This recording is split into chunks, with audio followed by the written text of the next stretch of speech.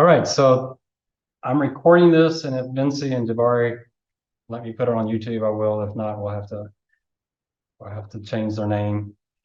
But so we've been talking about this industry security analysis, and you're working on your paper one, which is a tough paper. So I thought we'd step back here and just talk about this industry. So we have two really great guest speakers here. Jabari just graduated from UTSA not too long ago. He's working on his master's, and he's been doing some interns with investment firms, and now he's got a really great job lined up here. So he's getting started in his career. He took this class, did really, really well in this class. Benson's been out there. I don't even want to ask how many years it's been. I know it's been at least 4, but it's probably, 33 or something. I don't know. But it's been a lot of years. He did really great in this class. He was on the CFA research team that won their category, made it at the nationals. So he's kind of a UTSA superstar along with Jabari. So what I wanted them to do, each one start off, give a quick bio of UTSA to graduation to the industry, how they got in. Benson's a little interesting that he's moved around a little bit. So his decision on how he got from one place to the other. And then there's some things I want them to talk about specifically to help you understand what this industry is all about, how you can prepare for it, what you should be doing now to get ready for it. So let me start. Jabari, why don't you, a quick bio related to your career last couple of years here. Yeah, for sure. Can you hear me okay? Yeah, you sound good. Okay, cool. Yeah. Well, first, thanks for having us, Professor Sweet. Glad to come back and talk to the class. I was at UTSA for 2 years of undergrad. Before that, I was at another college out, Georgia State in Atlanta. But I transferred in, took Professor Sweet class exactly 2 years ago. So fall of 2021, so not too long ago. I was sitting you guys' seat. Um, I was a member of the Investment Society, which I'm sure a lot of you guys know. Professor Sweet is. He's the faculty director for, and that was really helpful. This class was actually one of the most helpful things as far as helping me to figure out what I wanted to do, like what industry I wanted to go into. It also helped me land my first internship in security analysis and equity research, because the paper that you guys actually write that I wrote, I sent off to a company along with my application. And that's part of what helped me land my first job in the industry. So I'm not too far in. Like you said, I came straight out of undergrad, went to my master's program. If anybody's interested on why I did that, we can talk about that later. Short answer, I played football, thought that I was going to go to the league, tore my ACL, figured out that I needed to focus more on school, went back to school, and that's kind of why I'm here. But yeah, like whatever else is interesting to you guys about like landing jobs, what the job looks like, that sort of stuff, feel free to ask questions, and happy to be here. So, And say the name of the firm you're going to again. yeah, so I'll be at Rockefeller Capital Management, based out of New York. They are an asset manager. They also have a wealth management division. The total capital management division has about 100 billion assets under management, and then the asset management department, which is what I'm in, has about 12 billion assets under management. All right, thanks. Okay, Bensley. Yeah, hey guys, can everyone hear me okay? Yeah, you're good. Okay, awesome. Just echoing Jabari's words, really thankful to be able to talk to you guys. I'm class of 2018. Also took security analysis, was by far my favorite class. And since then, I spent my first 2 years of my career working at Cowen, covering US energy, more particularly the refining space, which is actually what I wrote, or US energy is what I wrote my paper on. After those 2 years, I was also part of the investment society, so investing has always been my passion, and so I wanted to make a move to the buy side, which I did during the pandemic. And once I got there, I started covering financials, so global financials, so banks, insurance brokers, payments, and all the other sub verticals within financials. And during that time, learned a lot, but realized that the investment philosophy just didn't align fully with what I was looking for. So this firm was a long only value oriented investment manager, and so I felt like my personality was more aligned with kind of like long short investing, and so I decided to take a step back and go back to the south side, where I am right now, covering U.S. payments and fintech companies for the past 2 years. And just what Jabari said, this class is I think the most helpful one that I took during my time at UTSA. And if anyone has any questions, happy to chat here or even separately. Bensley, say again what industry you're covering now? Yeah, so I cover US payments and fintech companies. So companies like Visa, MasterCard, PayPal, Block. I'm trying to think who else you guys might know, Toast, for example. Yeah, the company I just got excited about is Wise, but I don't know if you follow them at all. But, Yeah, we follow them too. So they are covered by our European analysts, but we also cover these remittance operators. So companies like Western Union or Euronet, and so Wise is a European remittance company. all right, so Benzie, since you've been out there for 4 years, describe what the job is. I don't know, first you might have to describe if you think your job is typical. You've done buy and sell side, so maybe describe your job on the sell side and what is your typical week like? Yeah, sure, happy to. So so I'm on the sell side right now, which basically means that we are the ones that communicate with hedge funds and asset managers. So for example, people like Jabari and his firm, they will call us asking us for advice on specific companies. And so these asset managers, they might cover like 40 or 50 names, and they are not as close to the details as we are, since we cover fewer companies, but know a lot more about them, since we kind of like specialize in the industry. So that's the sell side, which I am currently doing. On the buy side, you make the investment decision, so you actually invest the assets under management. And yeah, so a typical day for my job, it always varies, and that's kind of like what I like the most about my role.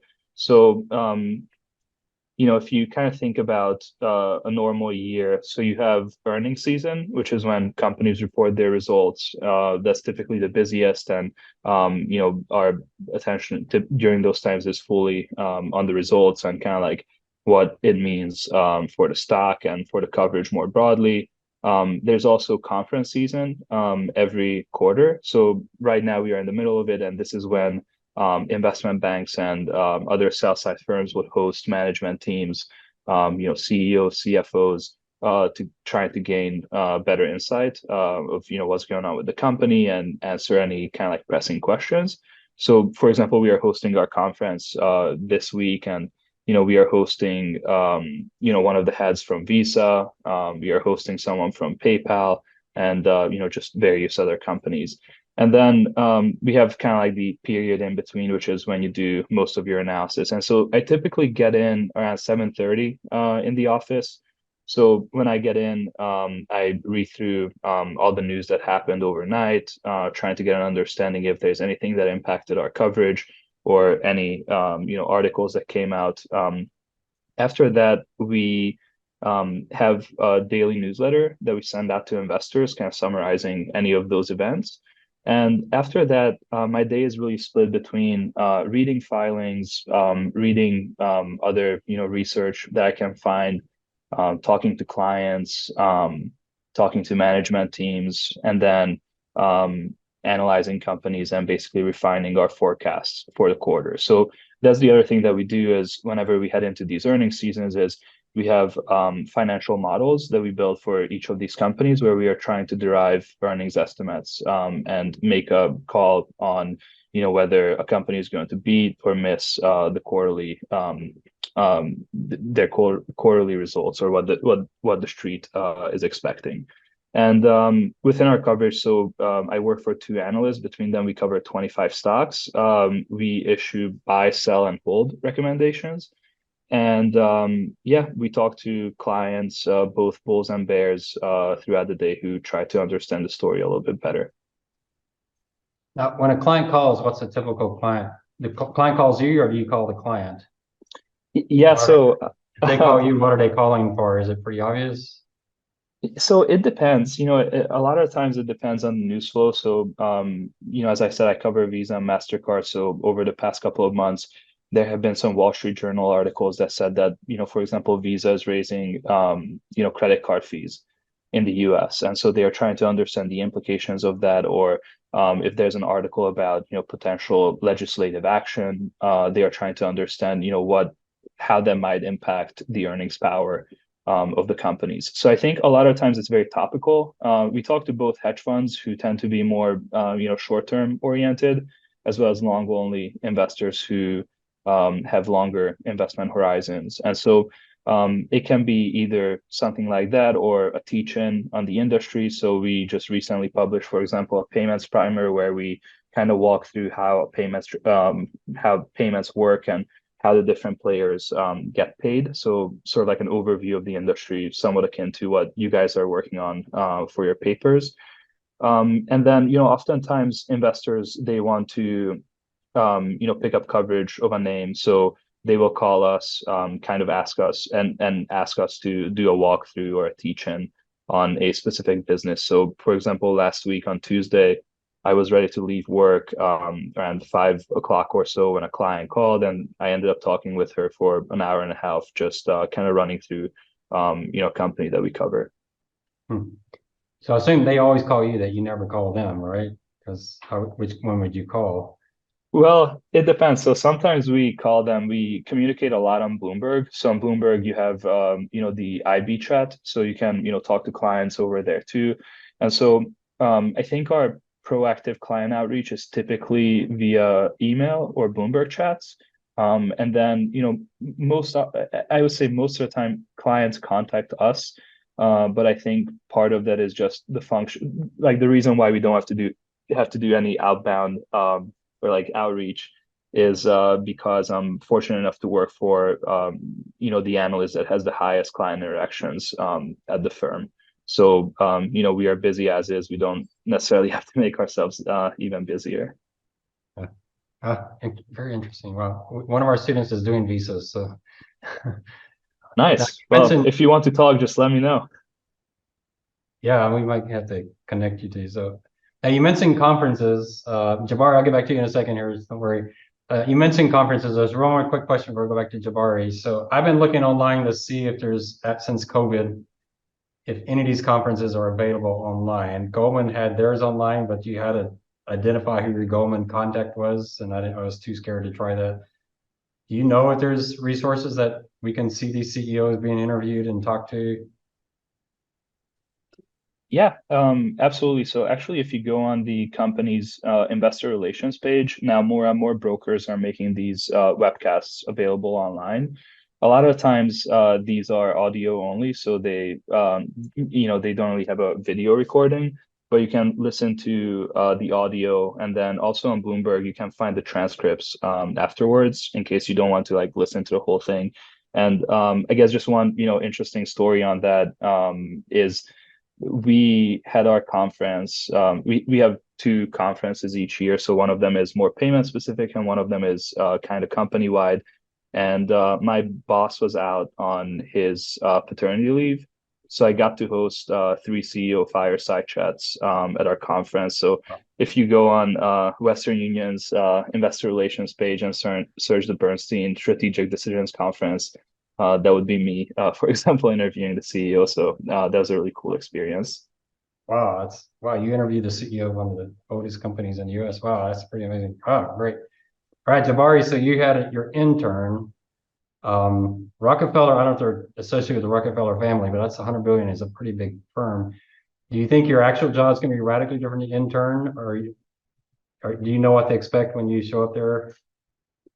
Yeah, so they are affiliated with the Rockefeller family. It was just to answer that one. They bought out like the family office a couple years ago.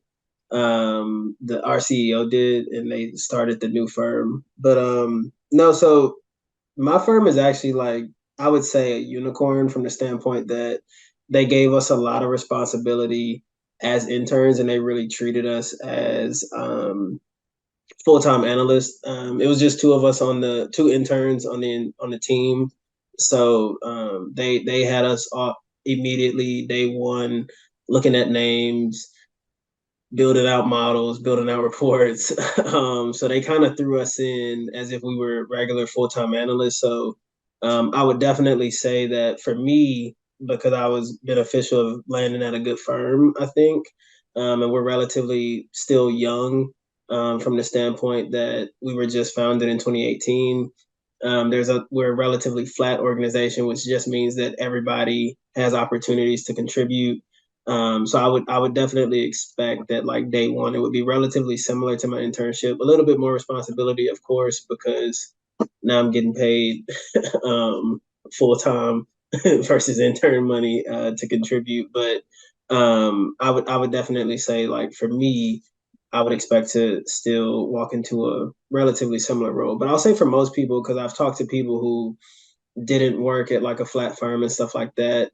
If you land an internship in the industry, whether it be on the buy side or the sell side, depending on the firm and depending on if they kind of use the internship process just to kind of farm talent or if they're actually trying to get things out of you during the internship as far as like they want you to contribute.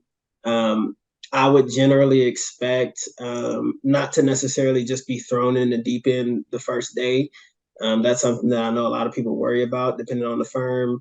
I would expect like the first couple of weeks just for them to be learning you about the processes, teaching you how that kind of is, teaching you how they like to model, because every firm models differently. Every firm thinks about valuation differently. And so they'll be kind of walking you through some of that stuff. And then most interns get put on like one big project that's usually due at the end of the summer. And you'll have small ad hoc assignments along the way, but most interns get put on like one big project, kind of similar like to the paper that you're writing right now on a company. They'll give you a company or you'll pick a company.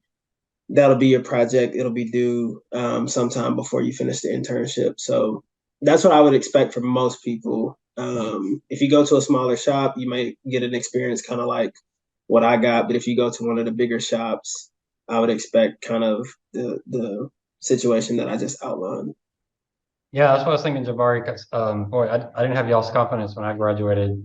And that's my fear is you show up to a place like that and they just expect you to know exactly what to do. So your first day, was it pretty structured? You do this now, you do this, and the training was pretty obvious, or is there places where you got to figure out what to do it on your own? You got to draw on your college work. Yeah, so both of my I'll start with my first internship I had. It was at CIBC. They were also a small asset management department, ironically.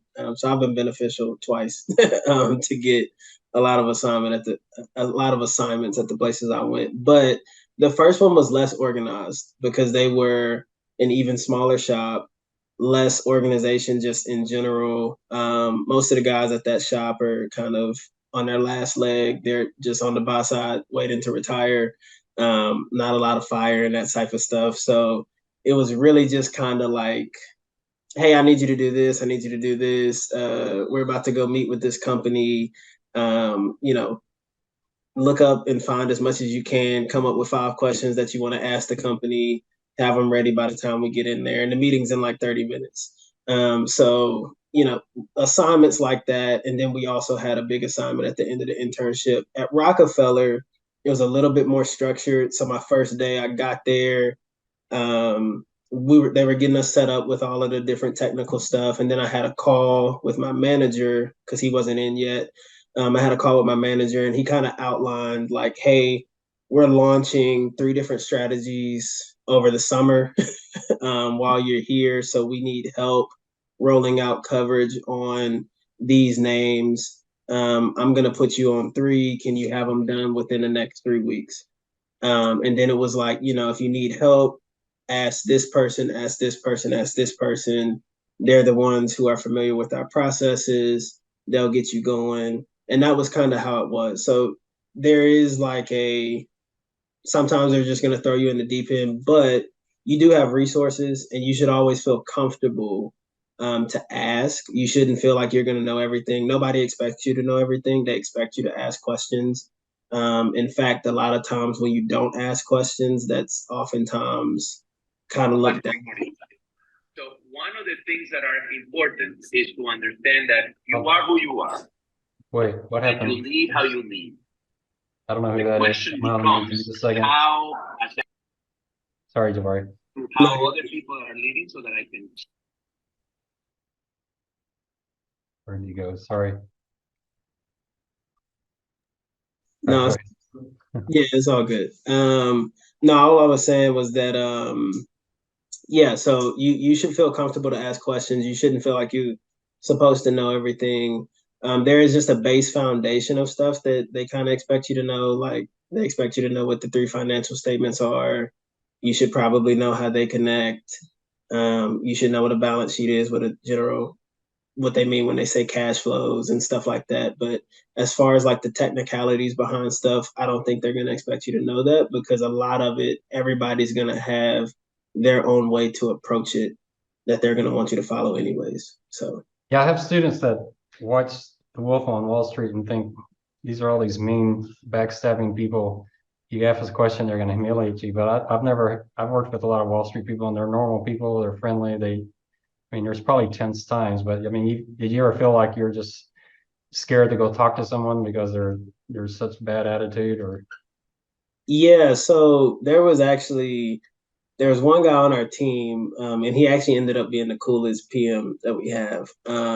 There's a PM on our team that everybody was like, yeah, man, like Mike's a tough guy. He's just a tough cookie, that's just how he is, boom, bada boom. And then I just scheduled a meeting with him just for us to meet because I wanted to ask him some stuff about like the strategy that he runs. We sat down, we talked. He ended up being like kind of a mentor for me for the entire summer. He took us to go to dinner and stuff like that multiple times. So he ended up being a great guy. Most people, I would say, are not going to be just complete, you know, terrible people just because, the hours that you work in this industry and most people don't want to deal with that. You get some of that on the long short side. I will say that, at least from what I've heard. But as far as the long only side, like there's not much room, and most people don't allow for too many not nice guys to hang around super long, no matter how much you're producing. Because at the end of the day, most people can, if you're skilled, can pick a stock. So they don't necessarily need you, if that makes yeah. sense. Now, Benzie, I'm assuming with 4 years of experience that your first day at your new firm, you just started, or did they give you a lot of training? Yeah, sorry. Could you repeat the question? So since you're a seasoned analyst, I'm assuming on your first day they just assumed you knew what you're doing, or did it give you a lot of prep, planning, training?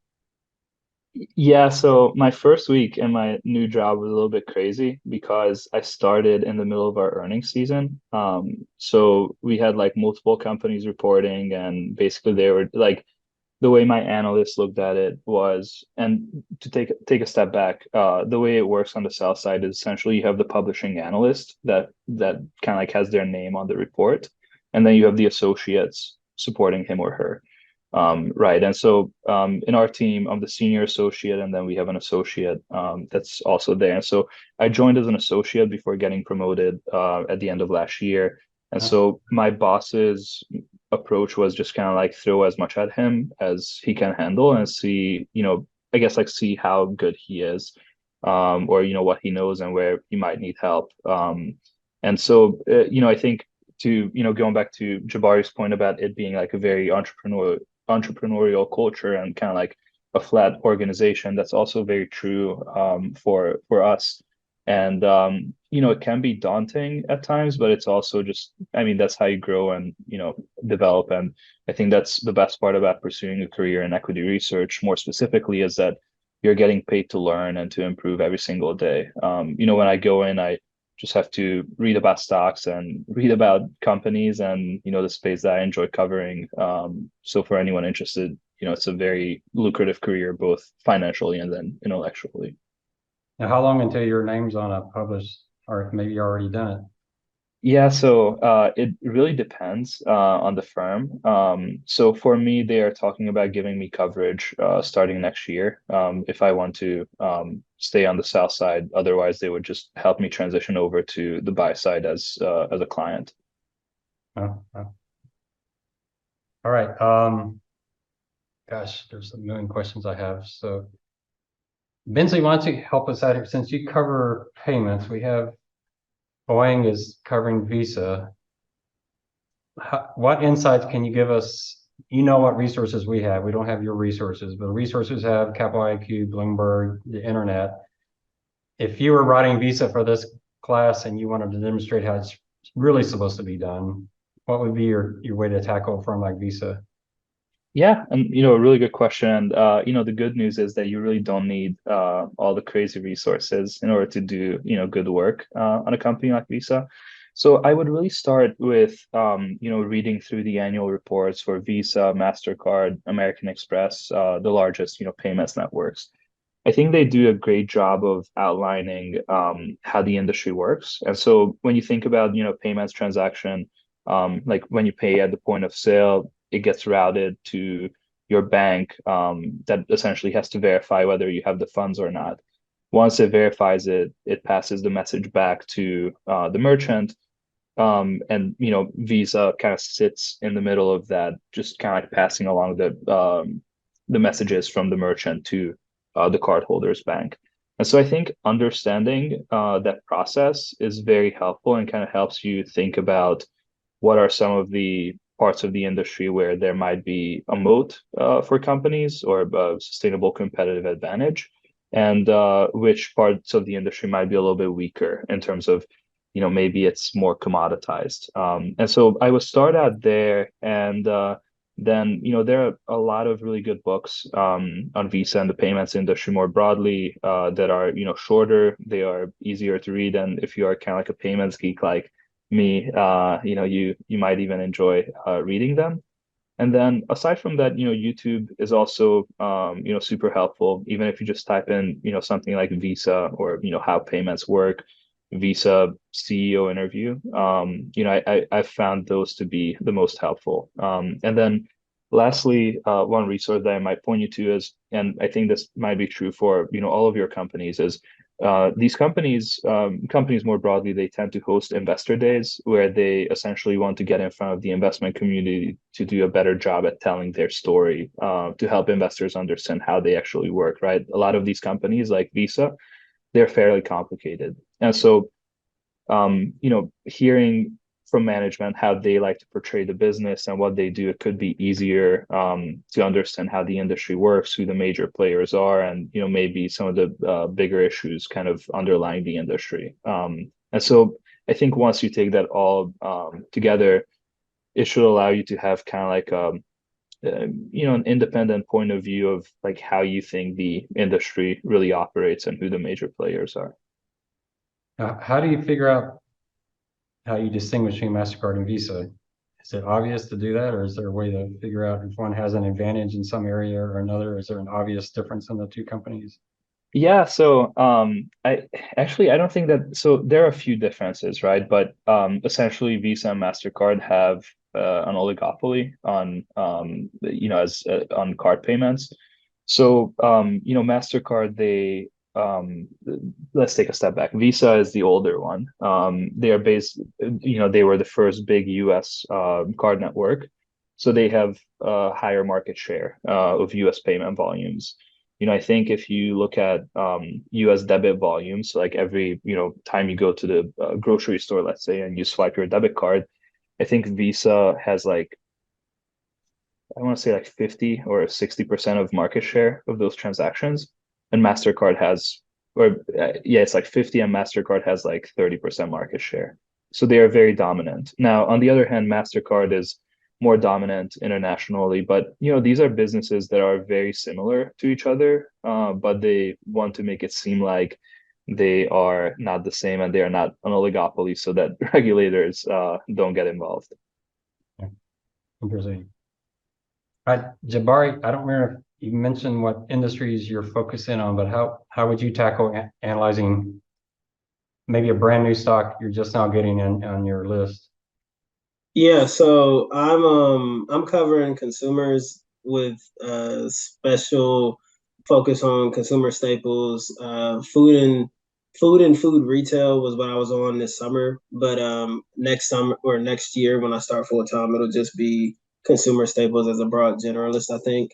But like just to take a company like Costco, I guess for example, um, one of the big things that I would do, like just thinking from the classes perspective, not having like the sell side initiation reports and stuff like that that we have on the buy side.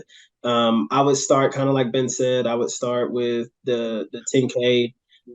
Start with the 10K. It gives you a really good feel of what the company does in general. You don't have to read the entire 10K. I don't think anybody reads the entire 10K unless you just love reading. They're like 140 pages on the short side. So the big thing that you want to get through is like the CEO letter. You want to get through the competitive advantages from their point of view. You want to get through the risk from their point of view. And then you just want to get a general look at the financials. So that's what I would say to start with. Then I would shift to the earnings report. These are all things that you guys can access. So I would go to the earnings call. There's an analyst on our team that suggests to read the two most recent up to or listen to the two most recent up to the four most recent because it'll give you the most recent trend for the company over the past year. But definitely at least start with the two most recent. And then I would start to just do like some general research on the industry that it plays in. So, with any company, if you go to like Yahoo Finance or Capital IQ or the Bloomberg terminal, it'll tell you what industry it's in. If it's on Bloomberg, it'll actually show you some of the competitors. Bloomberg will show you that. I forget what the actual Bloomberg ticker for it or whatever it is, but Bloomberg will show you who the competitors are. So if you can find the competitors, you want to get a feel for who they are, what they do, and then the differentiation piece. That's kind of narrative driven. The way that I think of it is like how you think of how they're differentiated. But some of the key indicators would be margin profile, who has a stronger margin profile, who's generating stronger revenues, who has more market share. And then as you begin to learn about the company and how it kind of plays in the industry, I think it'll begin to tell you how it differentiates itself from some of the other competitors. So, like, for example, I looked at Papa John's over the summer. That was a company that I looked at. And obviously, like the big competitors, Domino's. Domino's has the leading market share in pizza. They have the leading market share, I think, in delivery too.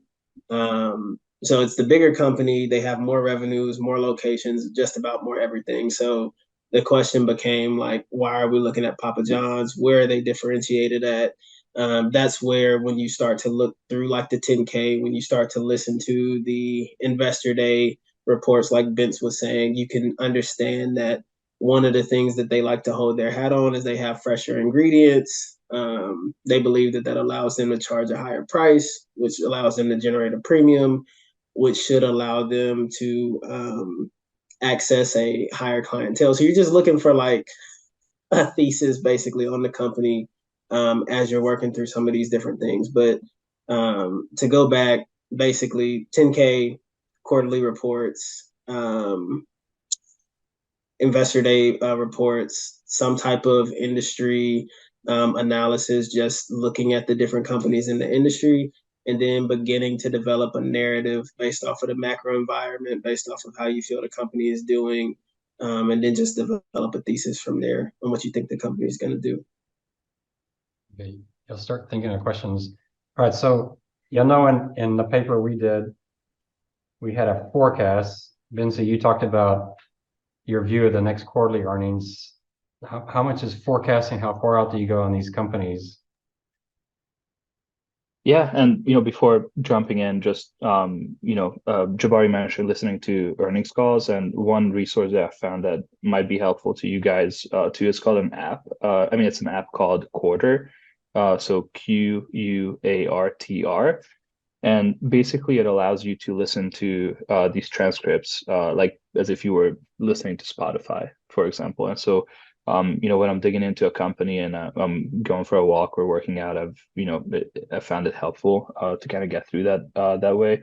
But in terms of our forecasts, so that's a good question. We typically look at 3 years on a quarterly basis. So we are coming up on the Q3 2023 earnings season. So we'll have Q3, Q4 of 23, and then 2024 and 2025.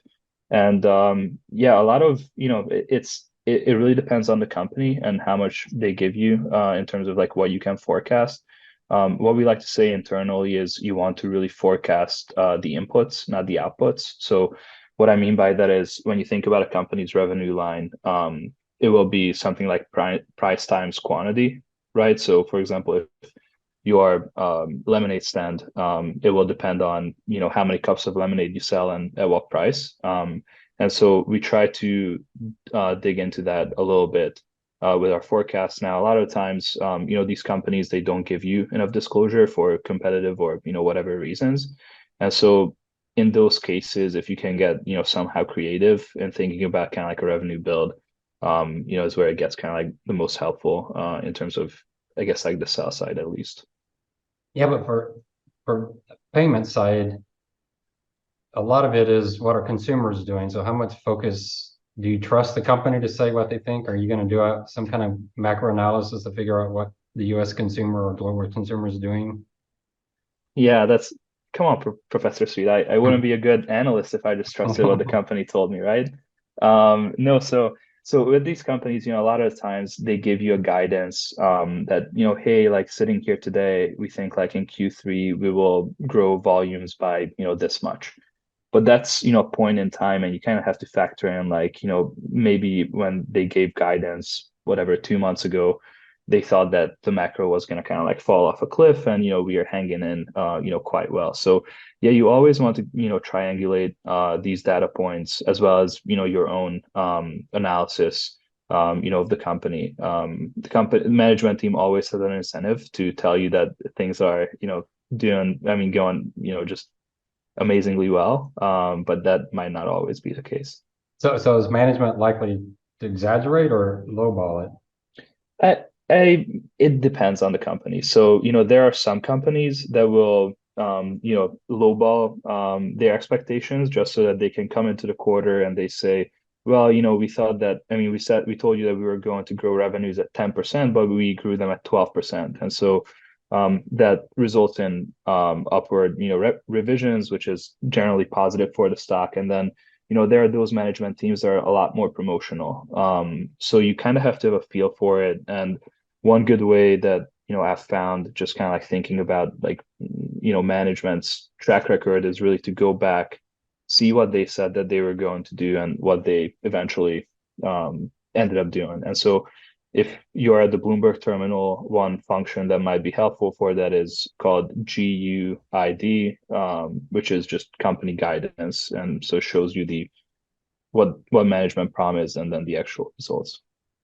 GUID. I haven't used that before. Oh, that's interesting. Okay, y'all have shout one out if you got one. So, Luis. Yeah, I can take a look. Thank you once again, Jabari, Ben. It's great to see you all and viewer. But I'm yet again back in school, right? But this goes to Jabari. So I want to hear your perspective from the buy side. I was the sell side, and we invited all the clients, all the interns out, and I know you're a part of that as well. But I'm curious to know, what are those events like, and what was your perspective from the buy side talking to the sell side? Yeah. So we I got to go to one of those events. It was fun. I enjoyed it. It's nice to get on the buy side. I would say you're trying to get a feel for what everybody else is thinking, for what consensus is thinking. So I would say a good buy side analyst, and just a good investor in general, if they're going to these events, it's more so to like get a feel for what the narrative is in general, either on a specific industry, a specific stock, that sort of deal. And so that's kind of at least what I would say your job is going there. Then of course, like there's the networking aspects that are cool to meet different people, to shake some hands. But that's definitely what I was kind of targeting, was to figure out because I think I went to one for I don't think it was for you guys. It was for another sell side shop. It was for consumers. They talked about a couple different restaurants and stuff, but when I got there, they talked about Starbucks. They were giving their narrative on Starbucks. They had a bull in the bear case. There were other people who were like, "Well, I think this is what's going to happen," and yada yada yada. And so it's a lot of like hearing everybody else's different opinion. And obviously, because I was an intern, I didn't have much of an opinion, even though I was covering these stocks. But also because I think you want to get an understanding for what assumptions are being priced into the stock. And you can only get that by sometimes going to some of these events, hearing what the narrative is on the stock. And the narrative on the stock tells you kind of what the industry is expecting.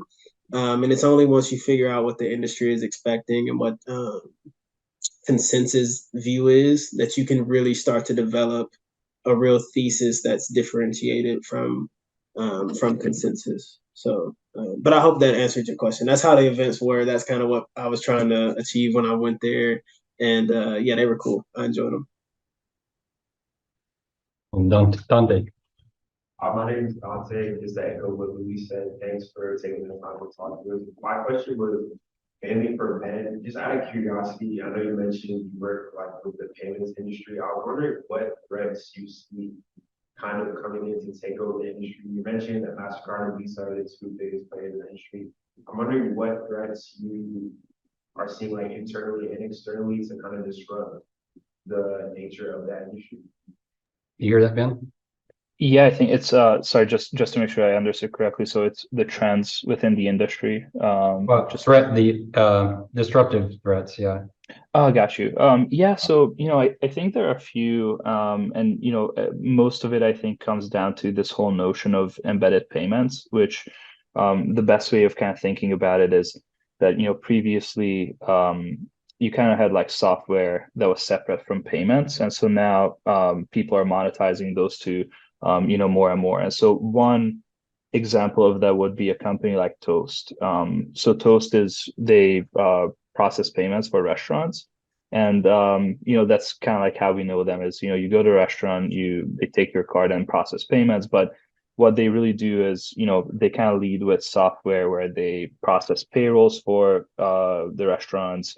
They provide working capital loans for the restaurants that they can underwrite based off of the payments data that they are seeing internally. They can provide other, vertical specific software. So, this kind of like marriage between verticalized software and then payments in one space is one that's kind of like a disruptive threat. To the networks more specifically, disintermediation risk is kind of like the number one risk on top of everyone's minds. But what's interesting, and I feel like you don't really get like a full appreciation of it until you really dig into the history of these companies, just why that is so difficult. So when you think about Visa and MasterCard, they connect like millions of merchants that accept cards around the world with millions of consumers that have cards like us. And so they kind of sit in the middle of this network, right? Like a very like basically both sides of the network are very fragmented, and they are kind of like this unique point of connection. Some people have mentioned things like FedNow, which is this real-time payment system that the Fed just launched a couple of months ago. But the tough thing about payments and why it's really difficult to disrupt companies like Visa and MasterCard is because when you think about payments, it's kind of like a chicken and egg problem. So, merchants, they have to have a reason to adopt an alternative method of payment like Bitcoin, right? Or, you can think about like USDC, which is, I guess, sort of like a stable coin that they're talking about. So, they have their reasons to adopt it, which might be cheaper cost of processing. I think, Professor Sweet has brought up this example that every single time when he wants to accept a donation for the Costa Rica trip, he has to pay PayPal a fee for accepting that donation that can be quite high. But at the same time, consumers also have to have a reason to switch to that alternative payment method. And so it's really difficult to find anything that basically fits like both sides of the ecosystem. So in terms of like major disruption, actually like I don't know if I see anything major, at least over the next like 5 or 10 years. Why isn't there anyone outside the US? Why aren't there no big payment from Europe or somewhere else? Yeah, that's a good question. I think, it's a couple of things. So when you think about Visa and MasterCard, they have a unique kind of like competitive advantage by the fact that they have a very high fixed cost base. So if anyone wanted to come in, they would have to invest like billions of dollars to get up to the same scale as they are. And so, there's a capital constraint there. Visa and MasterCard also just work really well, and they essentially incentivize both the banks as well as the merchants to use Visa and MasterCard. And so what I mean by that is, for example, the credit card rewards, right, that we get whenever we buy something with a credit card. Visa and MasterCard set those rates that the banks can earn. So the banks are incentivized to, push these card programs more and more. And in exchange, they can provide things like, automatic chargeback protections to consumers. So, if let's say my card gets stolen, I don't have to worry about like basically like I know that Visa or the bank will have my back. And it's because Visa and MasterCard kind of sit in the middle of that ecosystem, coordinating between all of those participants and giving them economics for taking on different kinds of risks. Jabari, you got an opinion on Chipotle? No new opinion. I think that they were generally overvalued. I think most restaurant stocks are pretty overvalued right now. They Yeah, I noticed that there was this massive run on restaurant stocks, like for no reason at all. It was really bizarre. Yeah, so most, at least from my understanding, most restaurant stocks ran a lot this year because last year they got hit on the expectation that inflation was going to be a headwind, and so they ran a lot this year because food inflation, at least for or the inputs for their inflationary pressures started to come down. So with that, most investors were thinking that that was going to be a tailwind. Stocks began to run. So like for example, Wingstop at one point was up like 70%, I think, year to date. It was crazy. But that was mostly because like chicken wings, the commodity like chicken wings or chicken thighs, whichever one it is, that commodity was also down, like, or inflation had come down and it was in a deflationary environment. It had come down like 50%. And so a lot of investors were just expecting that because the inflation was going to turn into a tailwind, that was going to lead to higher earnings and stuff like that. And I don't think that they were expecting for us to hit a hard landing. I think that they were expecting for the Fed to be able to maneuver a little bit better. They're not expecting a recessionary environment. They were expecting the consumer to be a lot stronger. But if you take the viewpoint that the consumer is going to be a little bit more constrained moving forward, which I do generally, I don't think that you can just fundamentally believe that most restaurants are going to have a long way to run. With that being said, on Chipotle had ran up to like, I think it was like at 2,200 at one point. I can't remember what P was trading at, but it was at like +1 standard deviation from its historical PE average. And so it was trading at a high multiple. And then they had a bad quarterly earnings report, but it wasn't anything that I thought was necessarily worth the huge sell-off, but the sell-off was more so warranted because it had run so far. And so I think that the market was trying to correct for basically mispricings that it had already done before. So in general, if anybody's looking at Chipotle, I would just think with most restaurant stocks right now, they have a lot more to come down. I think that you're going to see a lot of companies. Chipotle is one of the better ones. They have the best unit level economics of any restaurant. There's a really good podcast from Business Breakdowns for anybody who's interested. And Business Breakdowns is just a good general podcast for people who like discussions about companies and stocks and stuff. But they break down Chipotle, and Chipotle has the best unit level economics. They have a really good management system. They've been able to obviously fight off that little food-borne illness scare that they had and fight back from that. So it's a great company. I just think it's overvalued right now. And I think that restaurant stocks in general are going to sell off coming up soon, just because I think that most consumers are going to shift to eating at home. I think that some restaurants are going to miss on earnings coming up. And I think that when other restaurants miss, it's going to cause the entire industry to sell at a discount. So. Interesting.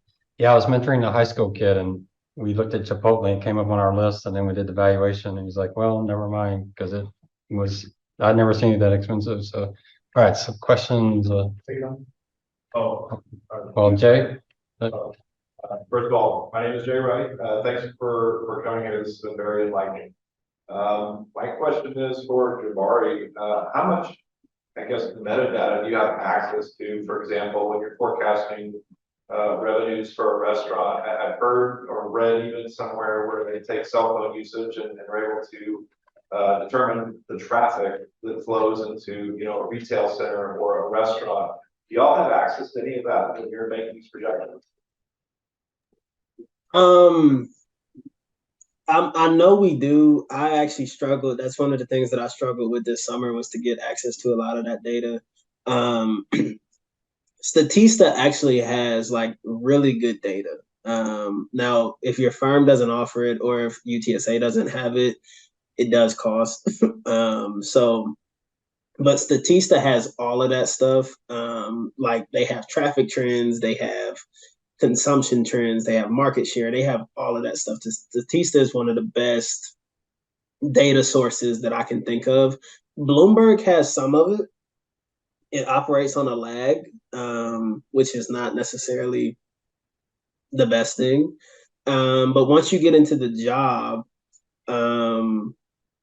you do have the benefit of, and this is really where I think that buy side analysts really like sell side analysts. They get paid to do all of the deep research, and then you just kind of have to go find their reports and piece together like what trends they're seeing and stuff like that. But if you're looking at a restaurant, and I'm assuming that's probably why you're asking, or somewhere that needs a traffic trend, this is what I would suggest if you don't have access to like just a bunch of data, because some of the data can be hard to find. I would try to back into it based off of like consumer spending, and you're gonna have to make some assumptions. But I would back into it based off of like credit card spending data. Some of that stuff is public. So if you could back into it based off of credit card spending data, sometimes the credit card agencies will break down, especially BOA, they'll break down how much people are spending out versus spending at home versus spending at restaurants versus spending at grocers.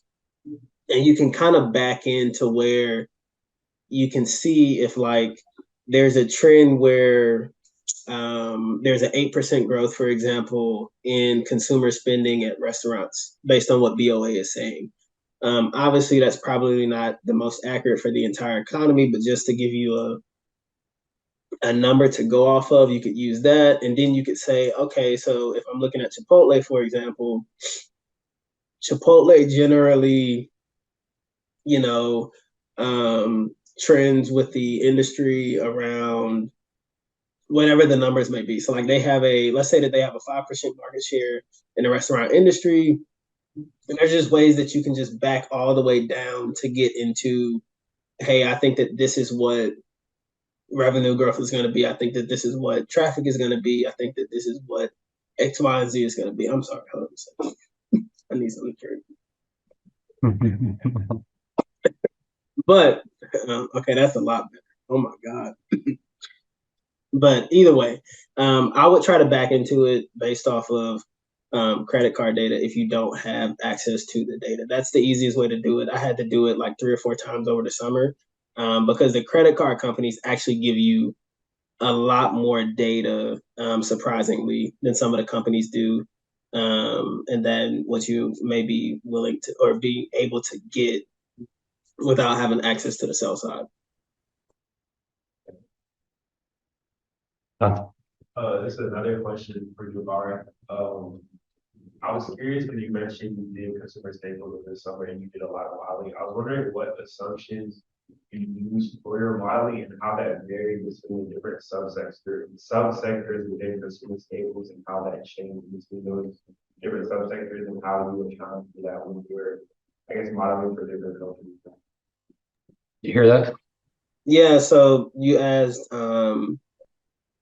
how did my assumptions change based off of the different subsectors within consumer staples? Yeah. Generally speaking, and Vince mentioned this earlier, generally speaking, let's say that you start with like a revenue build. So you start with a revenue model, and that's just a model that helps you forecast revenues, just for those who don't know. So generally speaking, for most consumer companies, the growth algorithm for revenues is price times volume, which is what Vince mentioned. And it's for the most part going to be pretty consistent across most sectors. Some change it a little bit. So there's going to be like a square footage aspect to it. So sales per square feet. But the easiest way to do it, and this is what I would suggest for you guys, is to do just price times volume and to map that out for most of the consumer staples and just consumer companies in general, because it's all the same. So, for example, if you're looking at a grocer, yeah, they're selling tomatoes, they're selling orange juice, they're selling whatever. But at the end of the day, it's how much are they going to be able to sell this tomato for and how many tomatoes are they going to be able to sell. That's the same as looking at Hermes, which Hermes is going to be how many belts or bags we can sell and how much can we up the price on them. So generally speaking, most consumer companies, and that's why I think that some people think that consumers are like an easy industry to look at, because from a modeling perspective, most models are going to look fairly similar. The assumptions come different once you get into the margin profile, and that's just based off of what the company guides towards. That's based off of what you think they're going to be able to leverage within their P&L. So when you go down the income statement, you think about the cost of goods sold, you think about SG&A expenses, stuff like that. That's where, depending on the industry, you might make assumption changes. So, for example, if you're looking at a restaurant, you might make different assumptions based off of wage cost, right? Because there's been a really big influx or a really big inflationary pressure on wages. So you might make a different assumption based off of that than you would at a retailer, because there might not been as big of a jump in wages at a retailer. Or, for example, retailers tend to see less turnover than you see with food and restaurant industries. And so if you're looking at a Ralph Lauren or something like that versus a Papa John's, you may make an assumption for a higher employee turnover, which would adjust your employee wages to be higher, or the employee cost to be higher as well, because higher turnover means less productivity, which means more hiring costs, things of that sort, which will affect the margin profile. Versus at Ralph Lauren, most of those employees are going to be a little bit stickier. They're going to stay longer. So these are the different assumptions that you would make. Generally speaking, though, you want to start from top of the revenue line all the way down. Revenues are going to be, for the most part, the same for your forecast, price times volume. And then once you get into the cost of goods sold, that's where it changes a lot. But this is also where you learn from looking at the 10K what their inputs are and what begins to be important, what begins to be, a really big impact on the margin profile. Thank you. Luis? I'm a big macro guy. I like to see what the Fed's going to talk about in the next few weeks. So for both panelists, for Jabari and Ben, unemployment rate rose to 3.8, and the CPI report comes out tomorrow. What do you think the Fed's decision is going to be next week?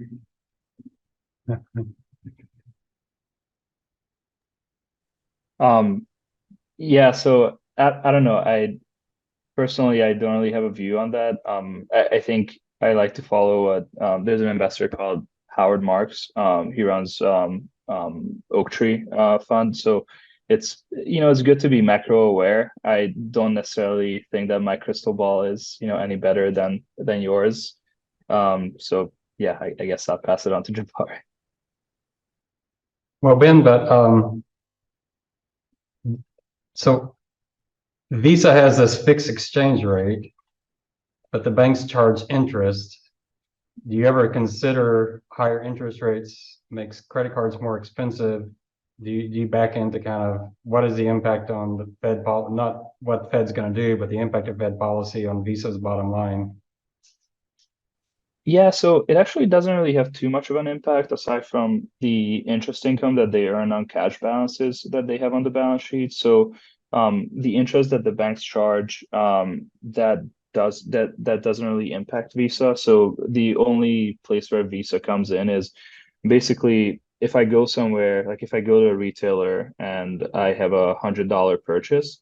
Now, typically that retailer will see about $97, $98 of that after all the fees that Visa, MasterCard, and the banks and the payments processors charge. So it's not really related to the Fed policy. All right, interesting. Jabari, you have a view on Fed policy?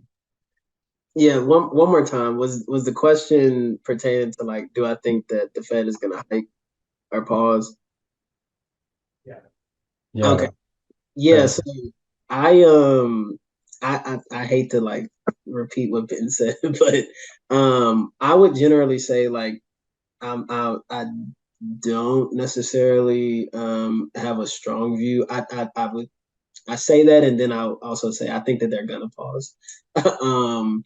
I think that in general they've done a lot of hiking. They've got to see like how it continues to play out through the economy. I do think though that if they continue to be extremely firm on the inflation front, which they've said they will be, I do think that on the other end, and this is more so where I think my call comes into play at, is I do think that we'll see a recessionary environment because I just don't think that, especially with as big of a lag as most of these hikes operate on, I just don't think that the consumer is going to be able to hold up much longer. And I think that, at least from my understanding of the economy, the consumer is kind of the backbone right now that's keeping us going.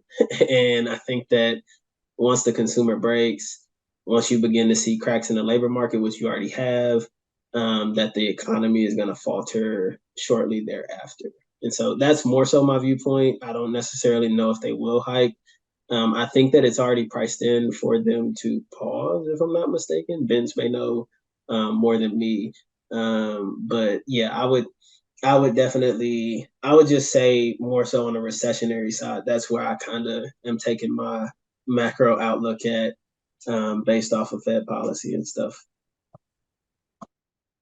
All right, we just got a few minutes, so let me talk a little bit more about the careers. So, Ben, what's your career goals? I think you passed the CFA, right? I think you heard that you did that. So, what's your career goal? Do you need a master's? Are you going to try to get back to the buy side? Do you want to do management, or you just want to be an analyst the rest of your life and make the big bucks doing that?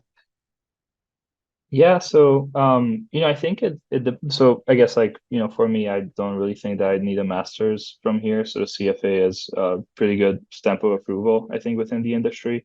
A master's would make sense if, like if I wanted to expand my network for, whatever reason, like let's say I wanted to move to Wisconsin and I don't know anyone there. And so I attend the University of Wisconsin to, shake some hands and get into the right circles.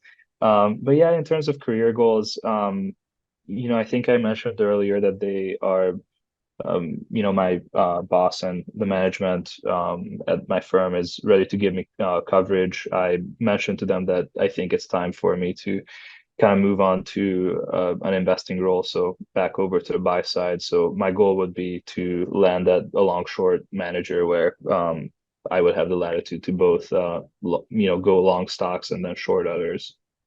And you're still real young, so I know people, their career is analysts and they make a lot of money doing that. I know others, they want to be the portfolio manager.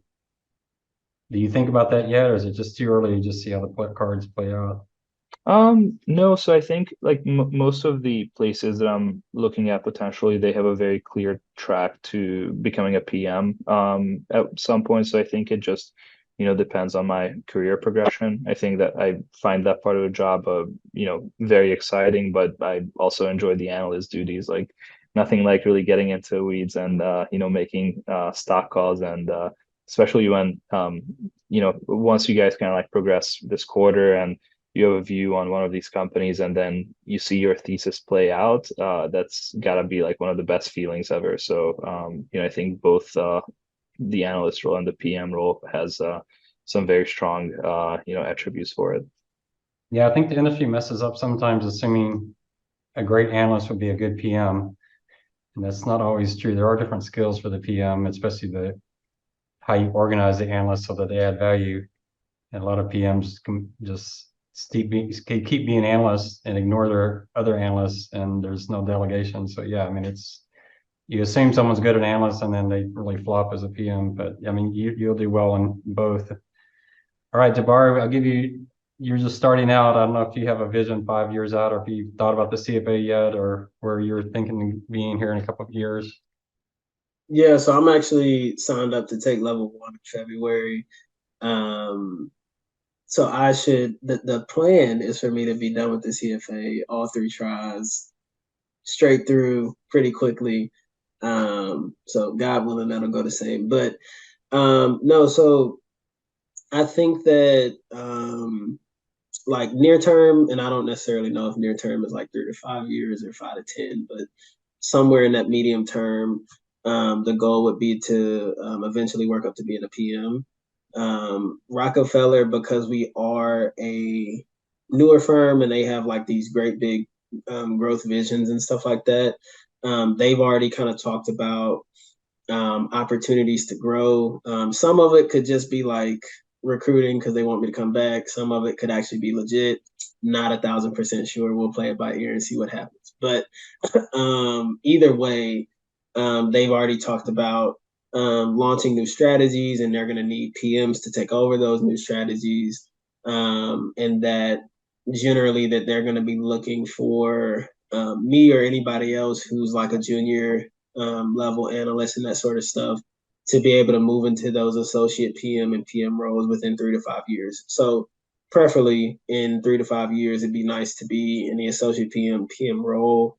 I definitely want to eventually start working towards launching my own strategies and potentially launching my own fund, but that's probably at least, 10, 15 years down the road minimum. So, but I definitely think like, and I'll just say this, I think it's good to like be in the moment, but I also think it's good to also have like a general um long-term viewprint of what like where you want to be, and like it changes and you have to be flexible. But I think it's good because something that one of the people on our team told us, and it was our CIO, he told me when we had lunch, he was telling me, he said, the quicker you know like where you want to go, the quicker you can begin to make steps to kind of get there.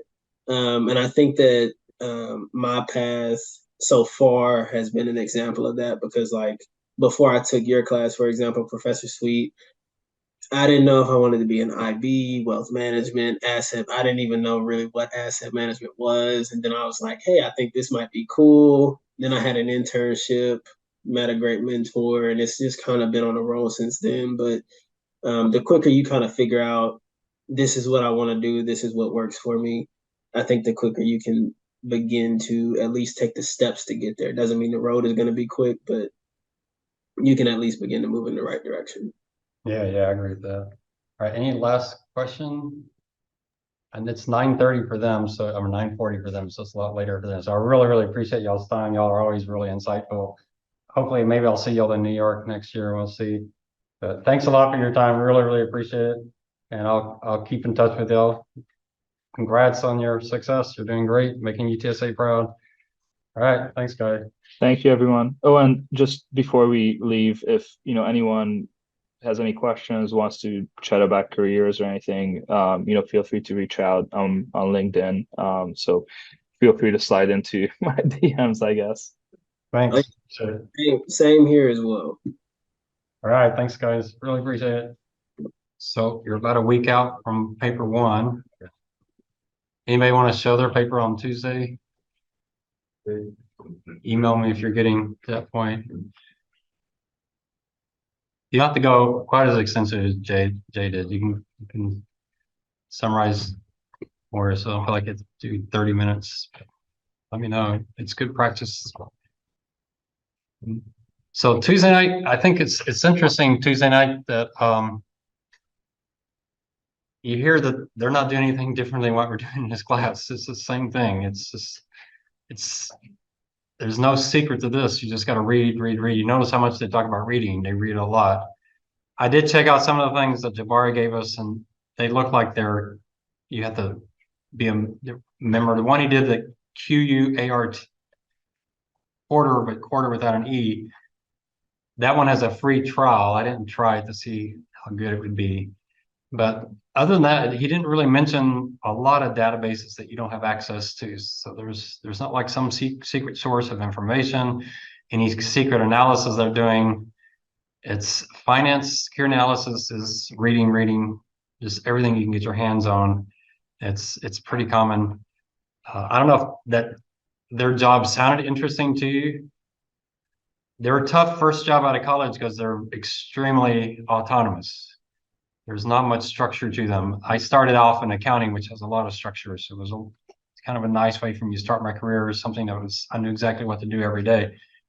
In these type of jobs, there's not so much structure. Even if there's a training, a lot of them will have a few weeks of training to show you their models, their approach, but then they just let you go. They assume you know how to do discount rates. They don't do a lot of training on that.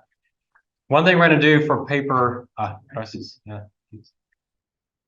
One thing we're going to do for the evaluation paper, they changed the title of this class for us to do a traditional free cash flow type of analysis.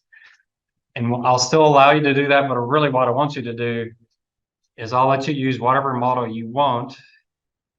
And if you're like, what model do I use? If you have Capital IQ probably has 50 or 100 of them loaded that you can just pick one and use that. And some of them are real similar to the one I'll show you in class. So there's some real straightforward models like dividend discount model. I do the H model and a few others that are really straightforward. And I want you to do one other. You can do the one I show you or do one other one. Valuation is an area where on the sell side, investment bank side, it's somewhat standardized. They all do the same thing. You heard Bensi say go out 3 years, and it's kind of standard the way they do it. I'm not sure it gives you really great valuations, but it's kind of a standard approach. Whereas on the buy side, it's all over the place. And if you work for the buy side, that's where it's the most ambiguous. When I started on the buy side, I've never been on the sell side. I've used the sell side, but I've never worked on the sell side. But on the buy side, my first day on the job was I sit down and it's like, what do I do? I had no idea. So I just started doing stuff. What I learned the CFA exam, what I did in my classes, I just started doing that. And there is no one training me anywhere to do anything. So I was just completely on my own. I was doing stocks and bonds, doing all different sectors. I had way too many sectors to really be able to figure it out. And my boss gave me no instructions what he wanted, so I just had to kind of guess what he wanted. I don't like those kind of jobs. I'd rather have a little more knowledge of not so much the structure, but just what do you want me to do for you? And at USA, it was really bizarre because I knew the head of equities right before he retired. And I just remember one day he came out of his office and said, yeah, Ron, sometimes I could come out and talk to analysts to see what they think. And it just blew me away. It's like, you're spending millions on these analysts and all you do is go out and talk to them every once in a while. There's no structure of them coming to you with ideas. It's like, no, I usually use the sell side. Like, why are we all sitting here? What are we? So it just really bothered me. They're spending all this money on analysts, and it's like we were just there for show or something. So each firm's a little different. We had, so Jabari's at Rockefeller, which, you know, if some of you are thinking about doing that intern, I would highly recommend it because Rockefeller, someone has, just listening to him, kind of a family office. Y'all know what a family office is? Have you heard that term before? Anybody know family office? That sound familiar? So the family office is you have some really wealthy individual, has billions of dollars maybe, and they essentially set up their own investment firm for their portfolio. And they hire people, they may manage money for other people. So that's why I was asking if they were associated with Rockefeller family, because that can be a family office. Family offices can be some of the best places to work because they don't have the daily, you know, how did my portfolio do today? You have a much longer term perspective. You can underperform for a while and no one fires you, kind of thing. So they're pretty cool places, and they have some really sophisticated people. The tough thing with family offices is finding them because they're not as well known. They're kind of hidden. There might be like a Red McCombs family office in Austin or something like that. Who knows? I forget the name of the buffet. I forget the name of it. But the family that started that buffet area, they made billions, and they have a family office. And there's a really good podcast on them, and it's, you listen to it and say that's the place I want to work because you're really doing pure finance. It's very much like this class. You figure out how to do it, but there's a structure because you know what your goal is. So hopefully you hear that. And if you say, I don't want that kind of job, then that's good. That's why we're having this class. Figure out that's what you want to do. If you hate reading, you're probably not going to do well in finance. And if you hate Excel, you're probably not going to do well. They do a lot of Excel work, a lot of modeling. So I'm assuming y'all all love Excel or you wouldn't be a finance major. It's kind of a standard approach. So, all right. So if anyone wants to do their paper one on, show it to class on Tuesday, let me know. Otherwise, the paper is officially due next Friday. A little late's not a problem. If it's real late, the problem is you're going to get behind and you're not going to ever catch up. So don't get it done as much as you can. Even if you turn it in and say, hey, I haven't finished this section, just highlight it. I'm going to update it in my resubmit, and at least get it in so you at least get a grade and get something in there. So, all right, any questions on paper one? Has anyone completely finished paper one? Anyone 90% paper one? Like Jenny really is. Dante is. I've seen his paper. Julia, you really are. I haven't seen too many of your others. All right. Is anyone 5%? All right, I want to see that. It's the same thing in the job, right? There's no pressure until your boss says, well, what are your ideas? So you've got to be your own motivator. It's easier on the job, granted, because you're sitting there 50 hours a week. You don't have an accounting class, you don't have an eco class, so that kind of makes it a little better. But it's the same thing. It's a self-discipline. You got to figure yourself out. All right, so paper two is essentially paper one, but for your company. So you're going to write about your company. There's a few things you have to have in this paper, and there's a lot of things that are optional. So you are going to start off with explaining who your company is. You probably, I don't have this in here, but you probably want to fit them into the industry that you just wrote about in paper one. So if you're paper one, you said we have these 3 subcategories, then you're going to say this company fits into, like with Chipotle, you talked about full serve and fast food. So Chipotle fits into this category. You might start off with something of how large they are versus the competitors if you didn't do that in paper one. So paper one, they may have shown McDonald's and a few others, but they didn't show Chipotle. So now they might show Chipotle in paper two. It's just to kind of size it up. What's the culture of the firm? So let me show you why I love YouTube so much. So this is Costco's CEO. I could not find the one I liked a whole lot, but if you're trying to understand the culture of this firm, he explains it extremely well. So he says a really amazing thing here, but this is Costco. I love Costco. There's probably 4 or 5 things you can say about Costco that really separate them from everybody else, but this is a big one. Well, that's certainly very nice of you to say. we have a responsibility to figure out how little we can make off of the product. Now, that's a pretty amazing thing to say. Our goal is to make as little as possible off a product. What CEO says that? So you can tell their strategy is what? It's asset turnover, and that's all they focus on. They want the margins as thin as possible. He has said in other places, could we charge a little more? We could, but we're not going to do that. We're always going to charge as little as we possibly can, given our turnover, to make what we need to make. The fact that we could make more, and their stockholders have complained, couldn't you just take an extra penny? No, we're not. We're going to make. So that's a pretty, what other company have you heard say, our goal is to make as little as possible on our products? That's a pretty intense conversation. Instead of how much we can make product. Right? We want to sell a lot. We're in the volume business, not the margin business. He just described his firm. We're in the quantity. What did he say? Forget what he said. We're not in the margin business. They're in the quantity, the volume business, I guess he said. The CEO just explained his company. Now, what else could he say? Limited SKU.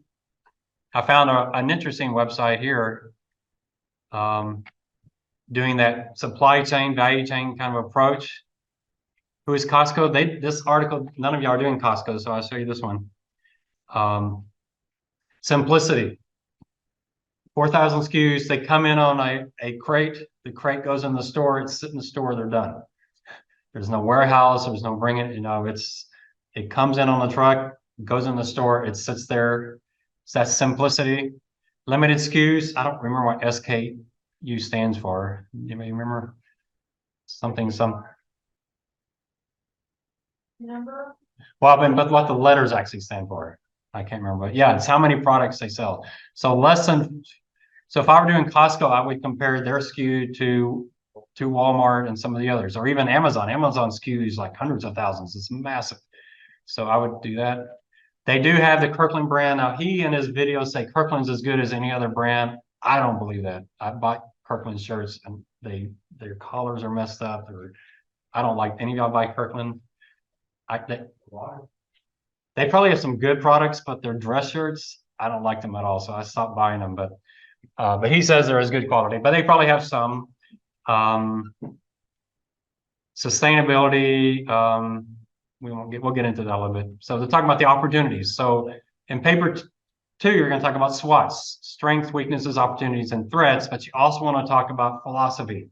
So you saw their philosophy, but these are their definite strengths. Simplicity, limited SKU. The things they leave out, which is huge for Costco, is they pay their workers better than their competitors. And so their turnover is much lower. That's a philosophy for Costco. Does it work? I've only been to Costco a few times. It does seem like their employees are very happy and there seems to be a different atmosphere there than at a Walmart. But I've only been to one Costco, so I can't say that's for sure. But it does seem to be different. They are paid better, so that's probably helps keep their turnover rates lower. As far as their online and their curbside and all those kind of things, I don't think that's an expert area for them. So, but what does the limited SKU do? Well, what the limited SKU does, it allows them to really, really haggle with those few vendors. They're like, we're going to be really great with these vendors. We don't have to manage 300,000 vendors. We can manage 4,000 and we're going to get them really, really good. I don't know how many purchasing managers they have, but with 3,700, if each one's covering 500 to 1,000, I have no idea. I've never been a purchasing manager, but they can get pretty serious in that job and make sure if one vendor is not working out to start looking for a replacement. And if Costco calls you and you're a vendor, you do, I don't know, Christmas ornaments or whatever, you're probably going to answer the phone and be willing to deal with them. And what are they going to look for? Cheapest they can get. And cheapest doesn't just mean cost of goods sold. It means shipping. It means how well it's crated. They're going to look for all that stuff. So their goal is simplicity, limited SKU. So you in a nutshell know this company. This is what you're after with your firm. So that's why I say supply chain, value chain. This is really the value chain. Where does this firm really excel in that value chain? And you can see with Costco, it really is the purchasing side. It's that entry point. They're going to make sure those vendors that they deal with, they know them well and they can control their product so they can charge as little as possible.